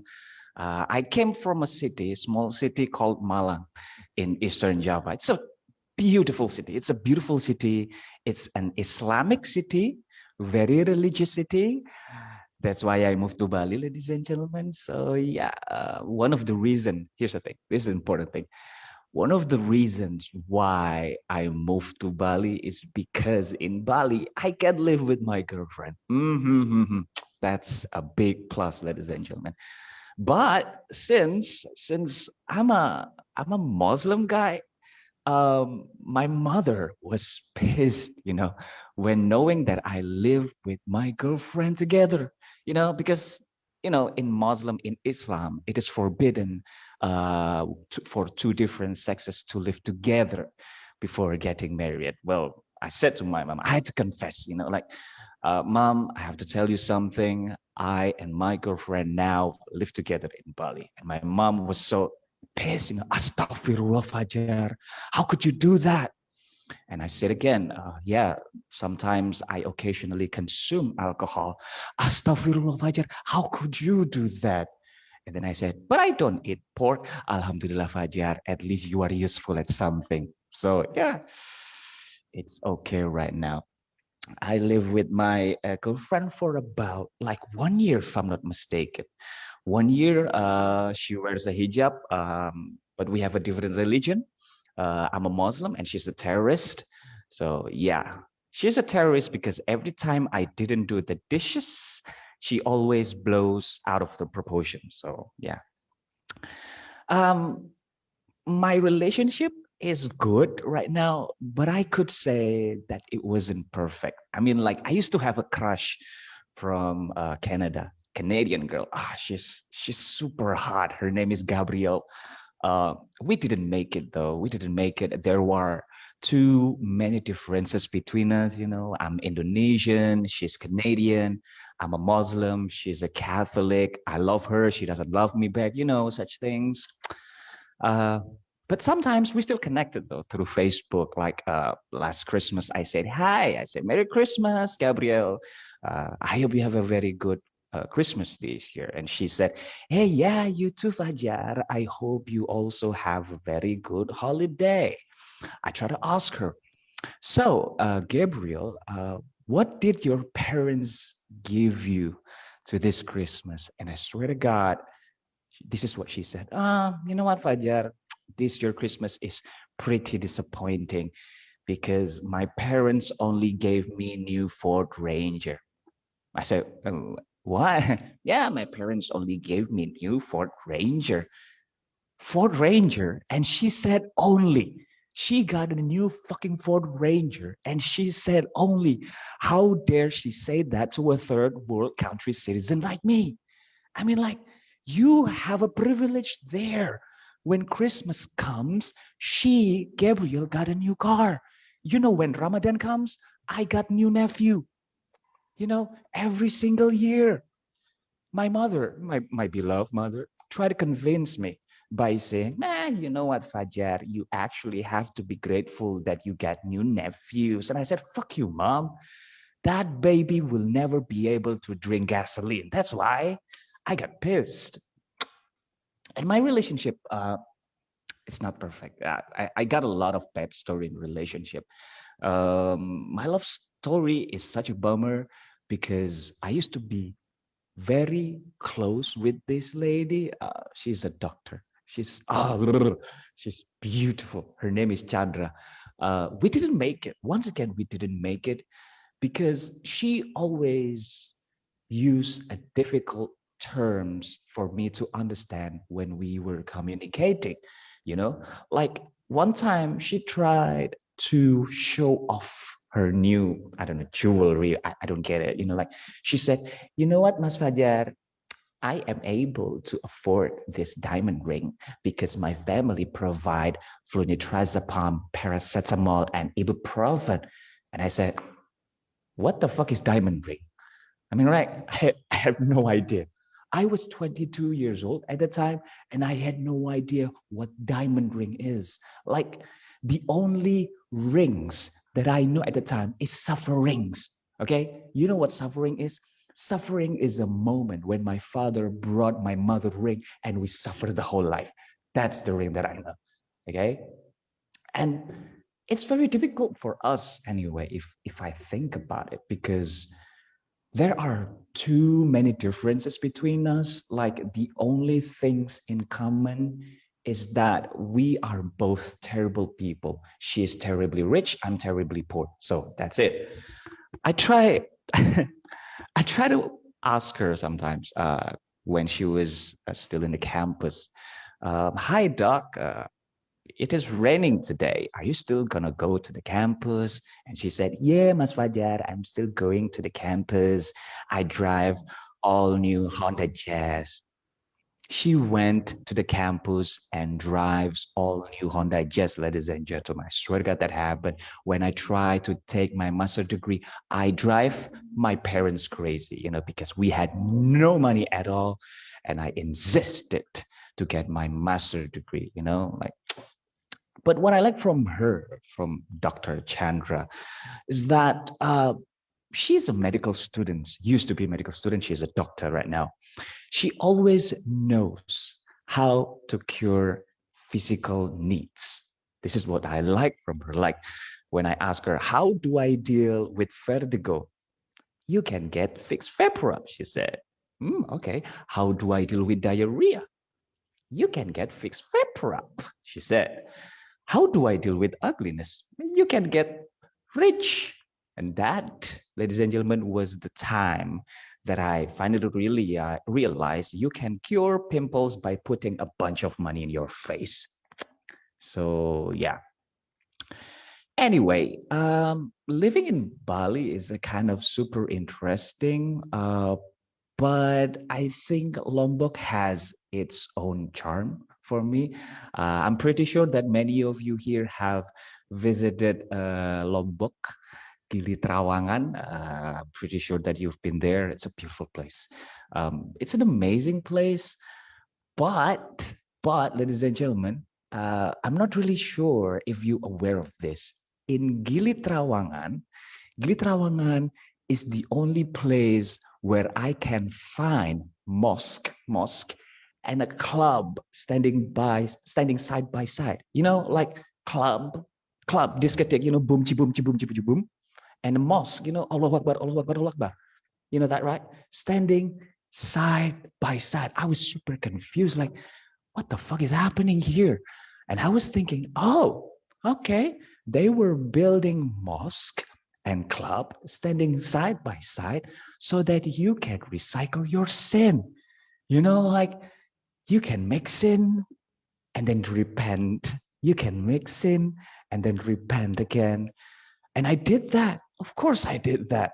Because when I don't have money, I am absolutely a Muslim. But when I have money, I have absolute vodka. So yeah, that was the time where I came to Gili Trawangan when azan comes, you know, Muslim prayer comes. And I saw these two buildings standing side by side, club, discotheque, and mosque. And adhan comes, and I said, I'm a Muslim. Bismillah. Okay, sir, one bottle of bintang, please. So, you know, please put it in the plastic so that my friend thought it was an orange juice, not a beer. Okay, I don't want to be too. Anyway, if you go to Gili Trawangan, if you are first time, what if for some of the first timers who comes to Gili Trawangan, you're gonna be very surprised because in Gili Trawangan, everything is crazily expensive, super pricey. I swear to God, when I went to Gili Trawangan, I bought a burger, if I'm not mistaken, just a small beef burger, and it costed me 500K just for the burger. I was super pissed. I was super angry. I went to the seller and saying, dude, 500,000K for a beef burger. What the fuck? Why the fuck am I now to be able to see dragons and unicorns right now? Why after eating this shit, I can see Jesus and shit? Why? It's so confusing. If you get what I mean. Anyway, the thing is, after going home from Gili Trawangan, I try to tell this story to my friend in the office. I try to tell the story about magic mushroom. You know, magic mushroom is kind of well known in Gili Trawangan, right? When I tell the story, my friend didn't believe me, like at all. Even one of my friends like pointed his finger at me. He doesn't believe me, like, you know, Fajar, no, you're lying. There's no such thing as magic mushroom, Fajar. You're lying. That's a bullshit. And I said to him, it is a bullshit. I mean, like, it literally is a bullshit. You know, that is a reason why some Hindu people from Bali call this mushroom holy shit. You know why? Because it was made of cow's poop, literally. So don't be surprised, guys, if some of you never went to Gili Trawangan, you see a, you know, Indian or Hindu guy laughing, bringing the mushroom while worshiping it. you can try to ask, dude, why are you laughing and worshiping that mushroom? Oh, because this is the poop of my God. So yeah, that's the thing is, aside from magic mushroom, Bali introduced me to a lot of things, including marijuana. And I just realized that Indonesian government, I'm pretty sure that you came from a lot of countries, different countries. This is what I need to tell you about Indonesia. Indonesian government, Indonesian police have different way, have different method of taking care of marijuana. For example, let me show you the difference. If the government in Brazil wanted to destroy marijuana, they will bury it under the ground, like 6 feet underground, so it's gone. When the Albanian government wanted to destroy marijuana, they're gonna shred it and then, like throw it to the ocean, dispose it to the ocean. I know it's such a waste, but in Indonesia, ladies and gentlemen, if the government wanted to destroy marijuana, they will burn it, literally burn it. I mean, like, they're gonna burn marijuana in front of the public, ladies and gentlemen. You can see in so many newspapers, you can see it in so many websites, they burn and execute the marijuana in front of the police station. Holy shit. Holy shit. And check this out. Sometimes they do that on Friday afternoon, after Friday prayers, after Jumatan. The police really knows how to have fun, yeah? I'm pretty sure after this, the police will have an event called Marijuana Wal Jamaah. That's gonna be super, super interesting. Like I told you, and like Reggie has told you, I come from a very religious family. My grandmother, I would like to tell you about my grandmother. My grandmother is a super religious person. One of the proof is that she had 17 children. Oh, super religious.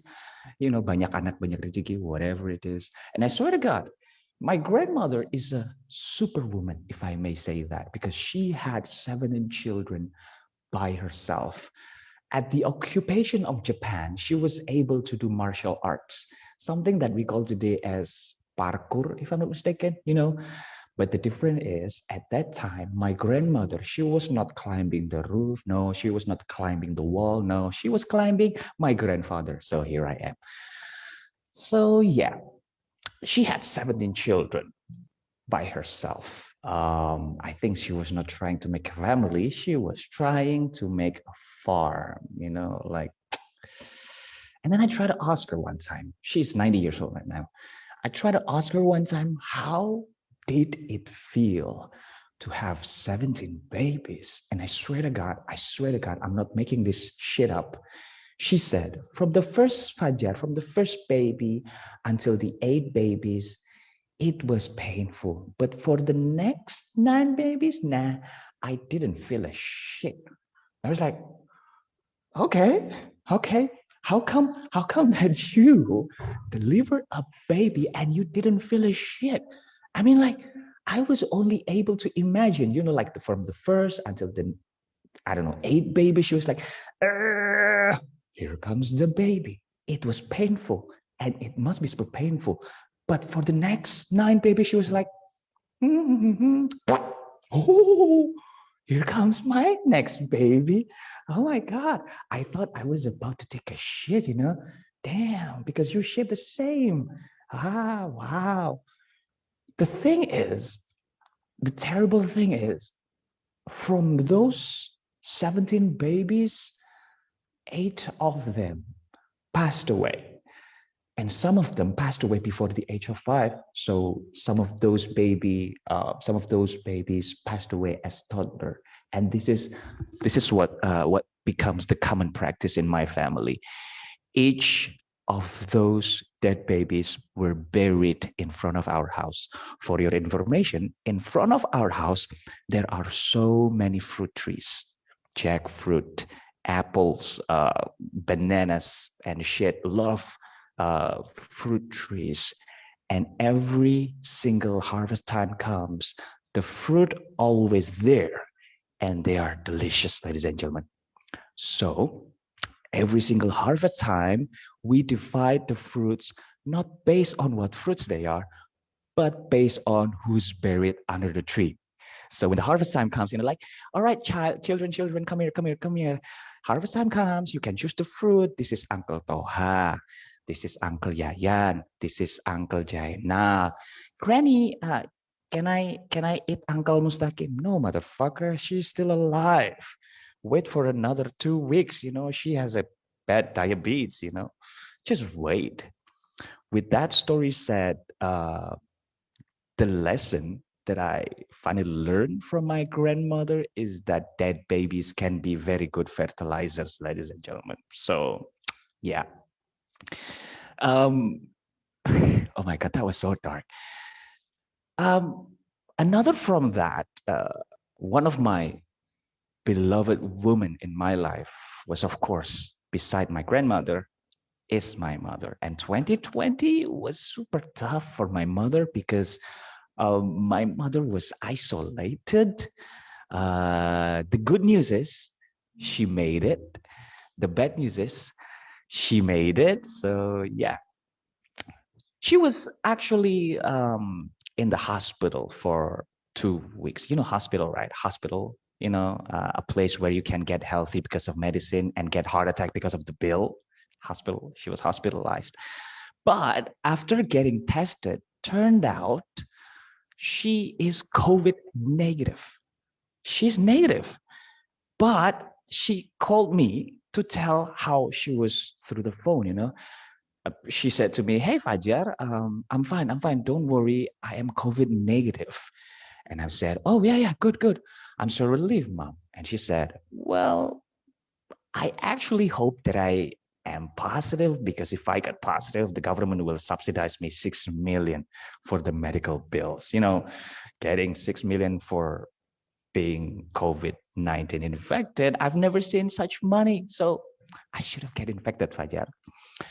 But before she was diagnosed negative, she was on her isolation. Of course, I cannot see her. I could only see her from CCTV. And through the phone, she told me, we sometimes call through the phone, only through the phone. Sometimes I call her to ask, "Oh, Mom, do you need me to send you something? Do you need me to send you, I don't know, some stuff from home to be used in hospital?" And I swear to God, this is what she said. Yeah, Fajar, please bring me my makeup." What? No, Mom. I mean, do you need a pillow? You need a blanket? You need a bolster? No, Fajar. I need my makeup. I don't want to be looking pixelated from CCTV. It has CCTV in the room. And I was like, "Mom, from CCTV, you don't look pale, you look pixelated. Every time I see you on CCTV, that reminds me of watching Japanese porn movies, so you don't need that makeup." Okay? The good news is, every time someone wanted to masturbate and don't have internet connection, I can give the footage of my mother. So yeah. And then what's the next story about my mom? My mom, she is a total survivor. My mother is just like Reggie's mom. She once was diagnosed with cancer. My mom was a cancer survivor. My mother was a cancer survivor. At this time, she's 67 years old, which means she's a generation of baby tumor. She got a ovaries cancer, womb cancer, one of the biggest nightmare for ladies, of course. But yet, she was recovered she was diagnosed with cancer 1989. She recovered 1 year after, right before she conceived me, before she was pregnant of me. Okay, 1989, she was diagnosed with cancer. And I was born 12th of July, 1990, which means my zodiac is Cancer, ladies and gentlemen. I have no idea that having unprotected sex in November can turn your cancer into another form of cancer. Guys, thank you very much. You have been a very great audience. I hope you enjoyed the show. Back to Regi Hasibuan. There you go, Regi Hasibuan, please. Cheerios! Can we have applause for Fajar, please? So not only his bank account is dark, his jokes is also dark, ladies and gentlemen. As you can see, misery loves company. Without further ado, I would like, before that, thank you very much for still sticking in the audience. We appreciate that you spend your time with us, as we love to spend time with you. Our headline person from, she's a well-known comedian from Malaysia. She has an Instagram. Please check out her Instagram, in which she shares every day doing comedy there. So please give a big warm welcome for Juliana. Hi everyone. Okay, now I know that Indonesia's internet is worse than Malaysia. Okay, great. So let's keep this going for Regi, the host, Fajar, your headliner, and also all the comics who perform tonight. I'm Juliana Heng from Malaysia. Malaysia is a beautiful country. We have good food, good weather, and bad pilots. So fun fact between me and Fajar, Fajar is 1 week younger than me. So I'm 5th July 1990. And I have this line where people ask me like, okay, Juliana, you are Cancer. So who are you? I say that, okay, I am a Cancer. When you fall in love with me, it's incurable. I have autism. Autism happens when one part of the brain grows faster than others. For me, it's my forehead.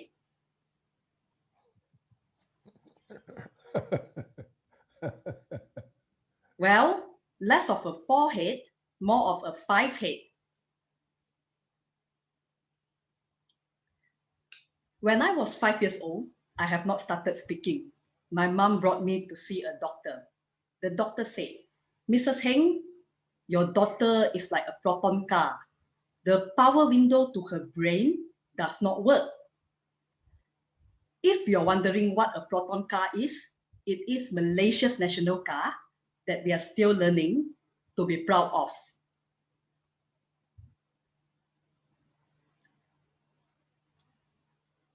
It's been 30 years. The power window still doesn't work.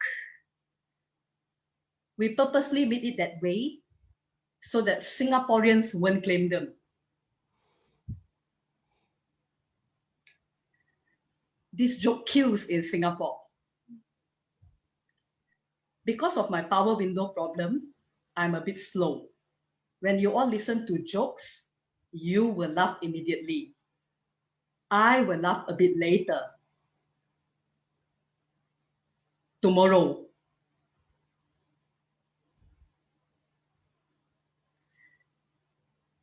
For those who aren't laughing right now, don't worry.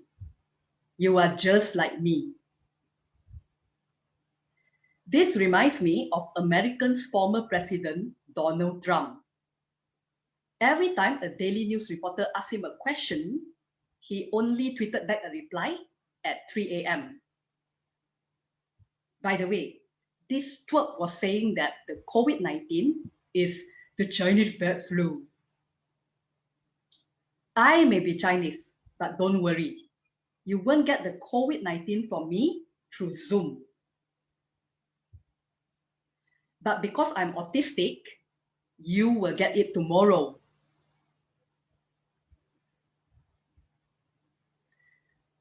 Speaking about laughter, according to laughteronlineuniversity.com, there are 15 types of laughter, ranging from the softest to the loudest. As an autistic, I can only pick up 3 types of laughter. The first one goes like this. Ha ha ha ha. That's the real laughter. The second one goes like this. It's the polite laughter, which means you suck. And I pity you. And the third type of laughter goes like this. It's the laughter of Singaporeans.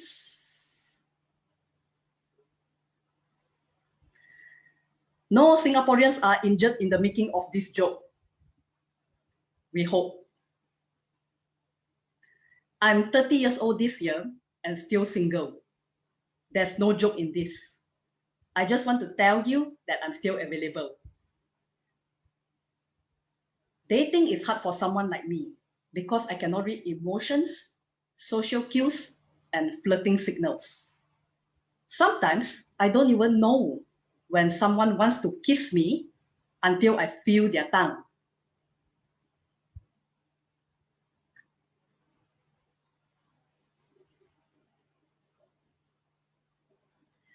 My love life has been a mess. I've been on 6 first dates this year, and all of them ended the same way.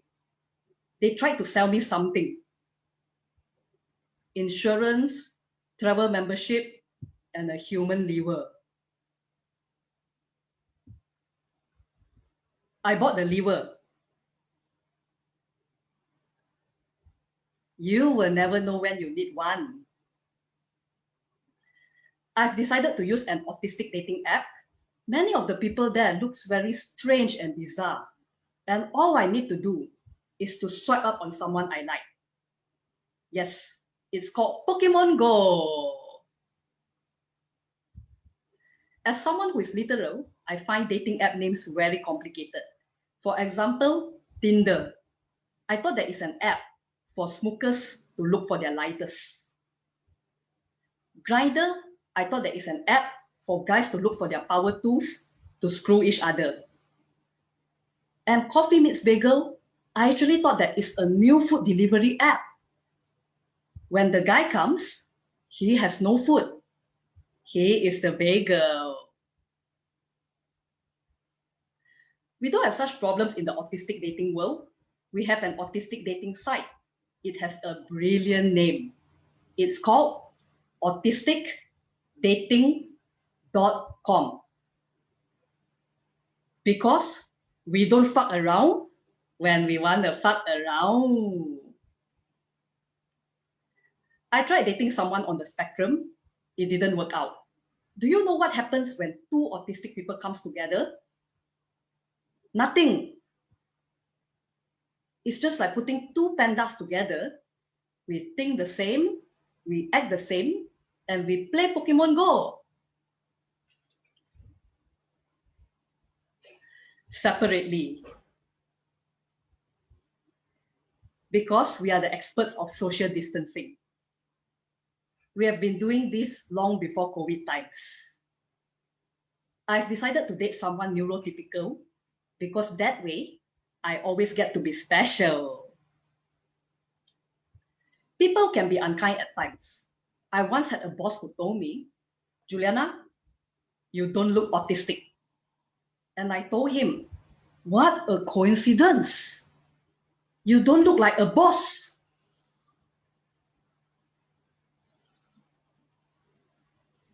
People also tell me, Juliana, you have autism. Does that mean that you have commitment issues and you are unable to hold down a full-time job? That's not true.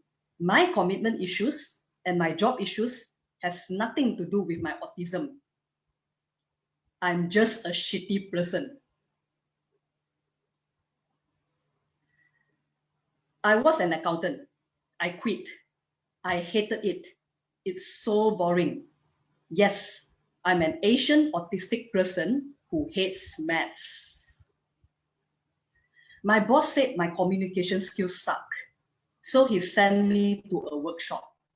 And I learned that if you want people to listen to you, start a sentence with congratulations. So I put that into practice immediately. Congratulations, you have all the time you want in the world. You are fired. Congratulations, you don't need to pay rent anymore. You are homeless. Congratulations, you can stay in bed as much as you want. You have COVID. People say that vaccine causes autism, but thanks to COVID-19, people are actually demanding for a vaccine. There is a conspiracy theory that states researchers are still finding out the real vaccine. Just that they are still finding out how this vaccine can cause autism. Since when autistic people become so in demand? And yes, I volunteered to be part of their pilot testing. And today I can say I am super autistic. I'm so autistic that now I'm off the spectrum. So people told me, Juliana, you have autism. You cannot drive. That's not true. I'm a very conservative driver. My maximum speed limit is only 80 kilometers per hour on the oncoming lane. Even better, I'm actually a Grab driver back home in Malaysia. Don't worry, the power window to my car works. Grab sent a message to my passengers informing them that I am disabled, but they did not state what kind of disability I have. Because of that, every time I drive up to my passengers, they will cancel on me when they see me in sunglasses.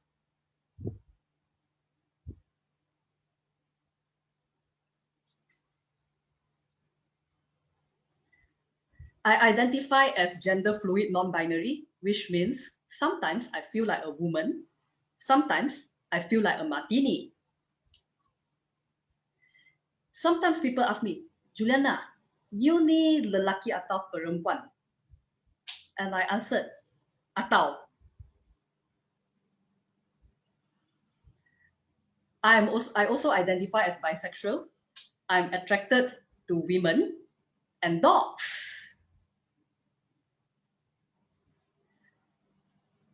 My dad just turned 69 years old, so he celebrated it by doing a 96.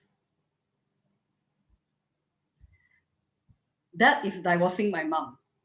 He does not have a girlfriend, but told me he has a type. It's weird knowing that your dad has a type. It's even weirder to know that dad's type is the same as mine. We like the same type of woman, which is anyone except my mom.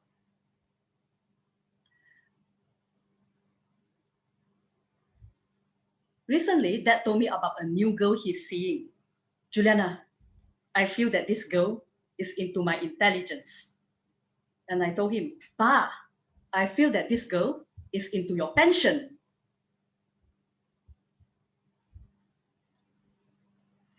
Both of us are on dating apps. My dad is on Tinder. I'm on Pokemon Go. And I get more success. Recently, I came out to my dad. Pa, I like women. My dad said, Juliana, you are only into women because you met too many shitty men. And I said, Pa, you are right. I met you.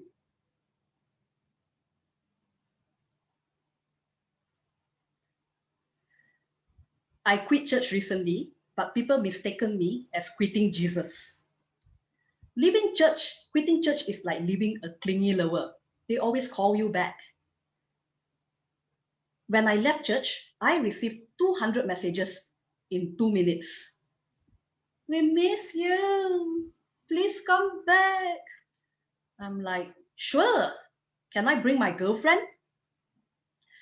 They stopped texting me and followed me on Instagram.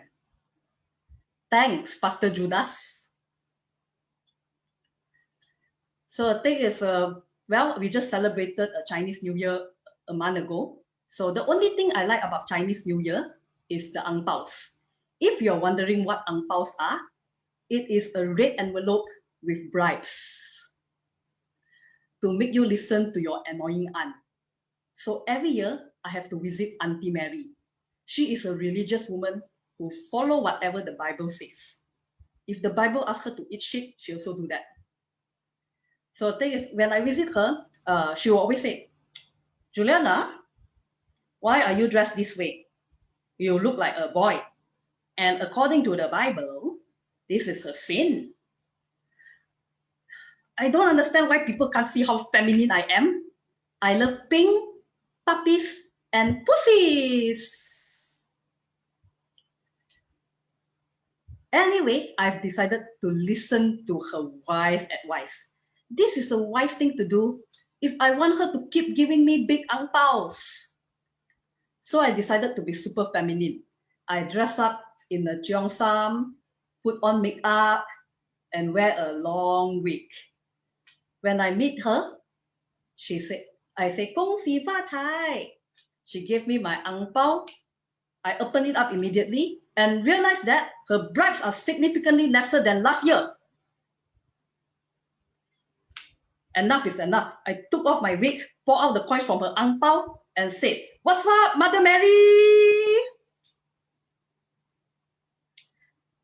As I took off my cheongsam, my strap-on fell off.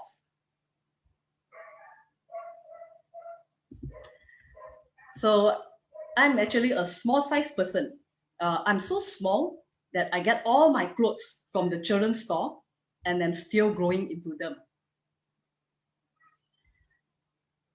I'm so small when I play hide and seek, I stand under the table.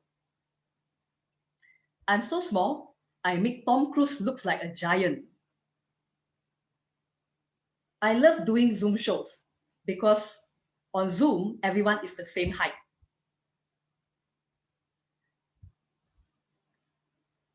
Put me together on Shaq O'Neal, the basketballer, I will still look as big. I'm so small, I got a casting call to play the live action version of Dora the Explorer. Being small, carrying a school bag is considered child labor. I'm so small, I can fit into the parking machine. Guess who is behind the voice?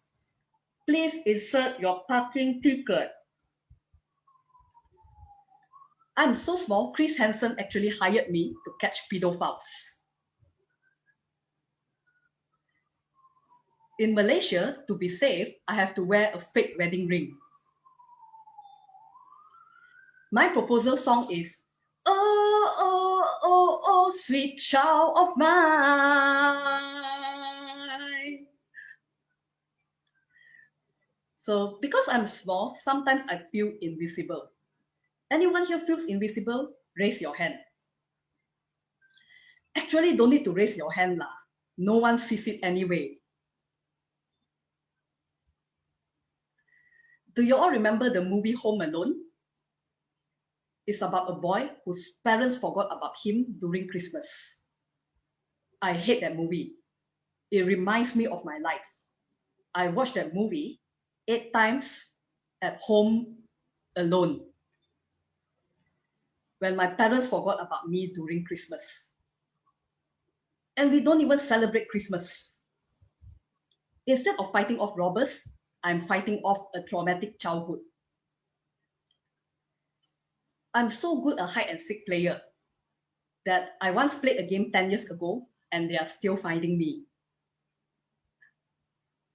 Much like my comedy career. I'm so in the background, I can't use a Zoom background. But I managed to do it today. Magic, ta-da! Comeng Reborn did it, yes. Yeah, so, okay, so recently I got into a minor accident.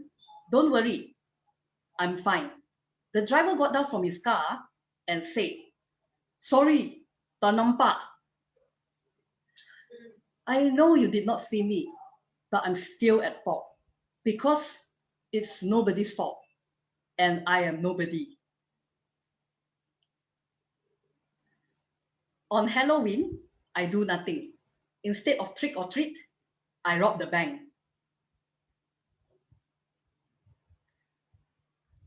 So being small size and being on the spectrum and all, sometimes I feel a lot of insecurity. But well, who doesn't? So comedy is not just a space for me to tell jokes. It's also a space for me to be real with every one of you here. So are you all ready for me to be real with all of you? Thank you. I thought of killing myself. I can feel the tension building behind the screen. But relax, I'm still fine. This is not a ghost. So the thing is, let me tell you why suicide doesn't work for me. Because I have commitment issues. So the thing is, when it comes to dying, I have standards. More so because you only die once. So my 3 criteria are, first one, it must be cheap. Because as you can tell here, I'm Chinese. And the second one is it must be pain-free and easy. Because as you can tell here, I am Chinese. And the third one is I must die looking good. Not because I'm Chinese, because I plan to sell Asian skincare in hell. So I've actually researched on a lot of ways to die, and let me analyze based on the criteria I have set. So I thought of jumping off the building. Well, Malaysia is blessed with many tall buildings. We have a twin tower, the tallest twin tower in the world. So just in case you did not die the first time, you can try again on the second tower. But I decided not to do so because I don't want to rest in pieces.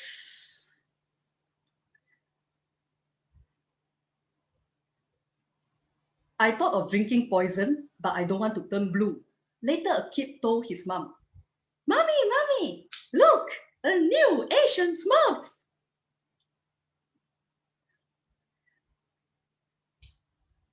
I also thought of drinking bleach, but I'm not Donald Trump.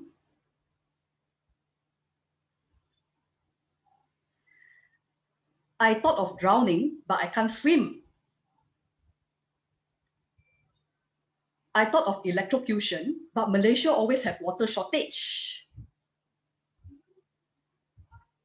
I thought of jumping off from the bridge, but the whole process takes too long. It takes me 4 hours to get to Penang Bridge. By then, I would have died of boredom. At the end of the day, I decided to use this method, but I don't dare to. Because my name is Juliana Heng. The news report will be Heng Hang. So at the end of the day, I have decided not to kill myself. I wanted to live and pursue my dreams. So I've decided to pursue my dreams as a Malaysian Airlines pilot.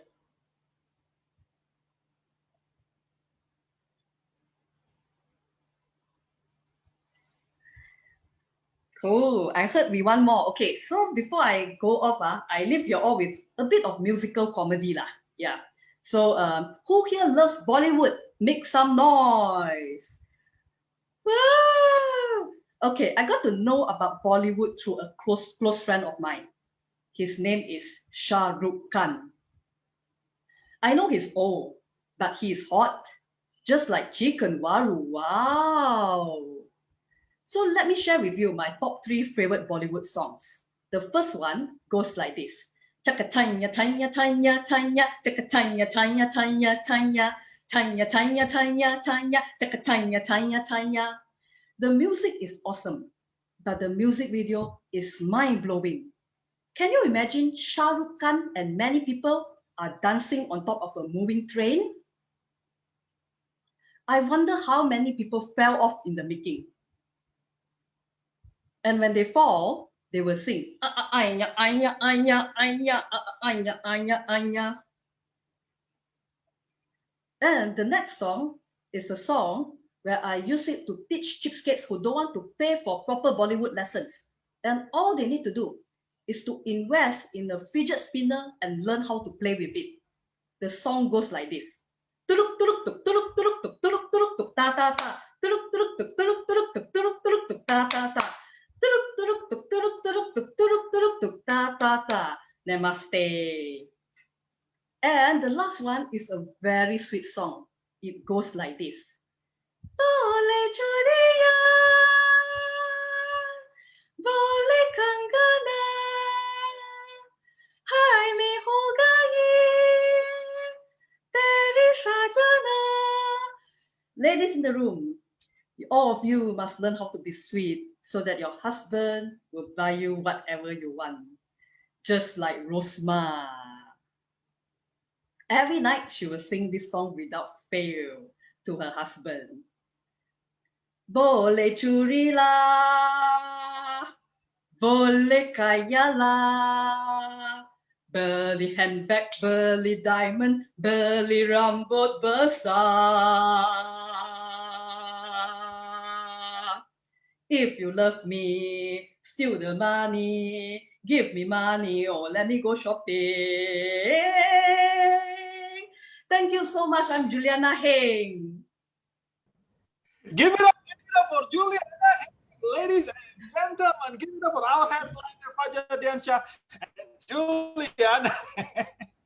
Look, when she sings that evening song, between her voice and her face just doesn't match for me. I was like, did she really sing that song?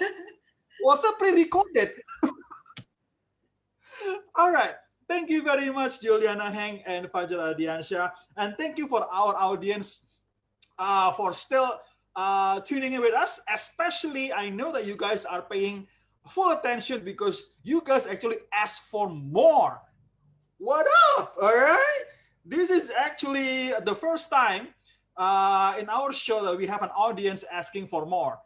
And this is our second show, so not bad, eh? The first time and the second show. So thank you very much. That means that you guys are paying attention, as enthusiastic in the show as our comedians. So we thank you. If you want to know more about Juliana, because she's very active in comedy, feel free to follow her Instagram, all right? And also follow our social media, Comeng Comedy. And also follow my comic strip. Still shamelessly promoting. After the show, I got 2 followers. Thank you. All right. The name of the social media for our show is in the comment box. Comeng Reborn. So if any of you would like to join the show as a lineup, it means that you would like to try comedy, go ahead. But please understand that we still curate the show. That means that not everyone will be selected. Even if you're selected, you have to follow through a workshop first. Then you can try the comedy as an open micer. There is process, ladies and gentlemen. So thank you very much. Don't forget to give your comments to the performers, right? They would greatly appreciate it because comments are just like this show. They're for free. Now, ladies and gentlemen, let's have a closing remark from the initiator and also the organizer of the show, Mr. Arlan. Any last words, sir, for the show? Well, this is really a super exciting performance. And I must say that today, this is our second event. And I noticed there's an increase in the number of obscene words. I think in Toastmaster, we have a counter. I think in Comeng, we must have not a counter, but see, I'm not so used to saying that. Dick counter, fuck counter, shit counter. Juliana, are you familiar with a counter? Are you a Toastmaster member before? Yes, I was a Toastmaster. Oh, okay. So it seems in comedy, the more you mention the word, it's the better. The other way around with Toastmasters. Okay. Well, I just want to say big word of thanks to a lot of people. Of course, the first one is to Juliana Heng, our international headliner. Thank you. You've done a very good show today. Yeah. You are such a crowd puller because of you. That so many people came to our show today because of your reputation. Yeah. And of course, the other openers, the other headliners, Fajar, you are still very good. You are much better now, Fajar. You've been practicing in Bali. Yeah? You perform every week, yeah, if I'm not wrong. Every week, yeah, okay. Yeah, and of course, I'd like to congratulate those winners, Cyril for the opener, and Jenny Mok for the open micer. And I like to say also to Chitra. Chitra, is Chitra still here? Oh, probably she left already. She's still here. She's still here. Oh, okay. Chitra, I like the story about the sugar daddy. You know, Pa Yusuf and me would like to register to be put on the waiting list just in case. As long as the sugar that you mean is not diabetes. Oh, okay. No, I'm just kidding. Okay, thank you very much, everybody, and all the audience. It's been a fun night. And of course, for the next event, we like your participation again. And this is really, I would say, a better performance since the last performance we made. And I hope that this is going to grow bigger and bigger. Yeah. So everybody, thank you again. And have a good weekend. Bye-bye. Thank you, Mr. Alan. I'm your host, Reggie Asibuan, on behalf of Comeng Comedy. Thank you very much for coming. I'll see you next month. Cheers. Goodbye.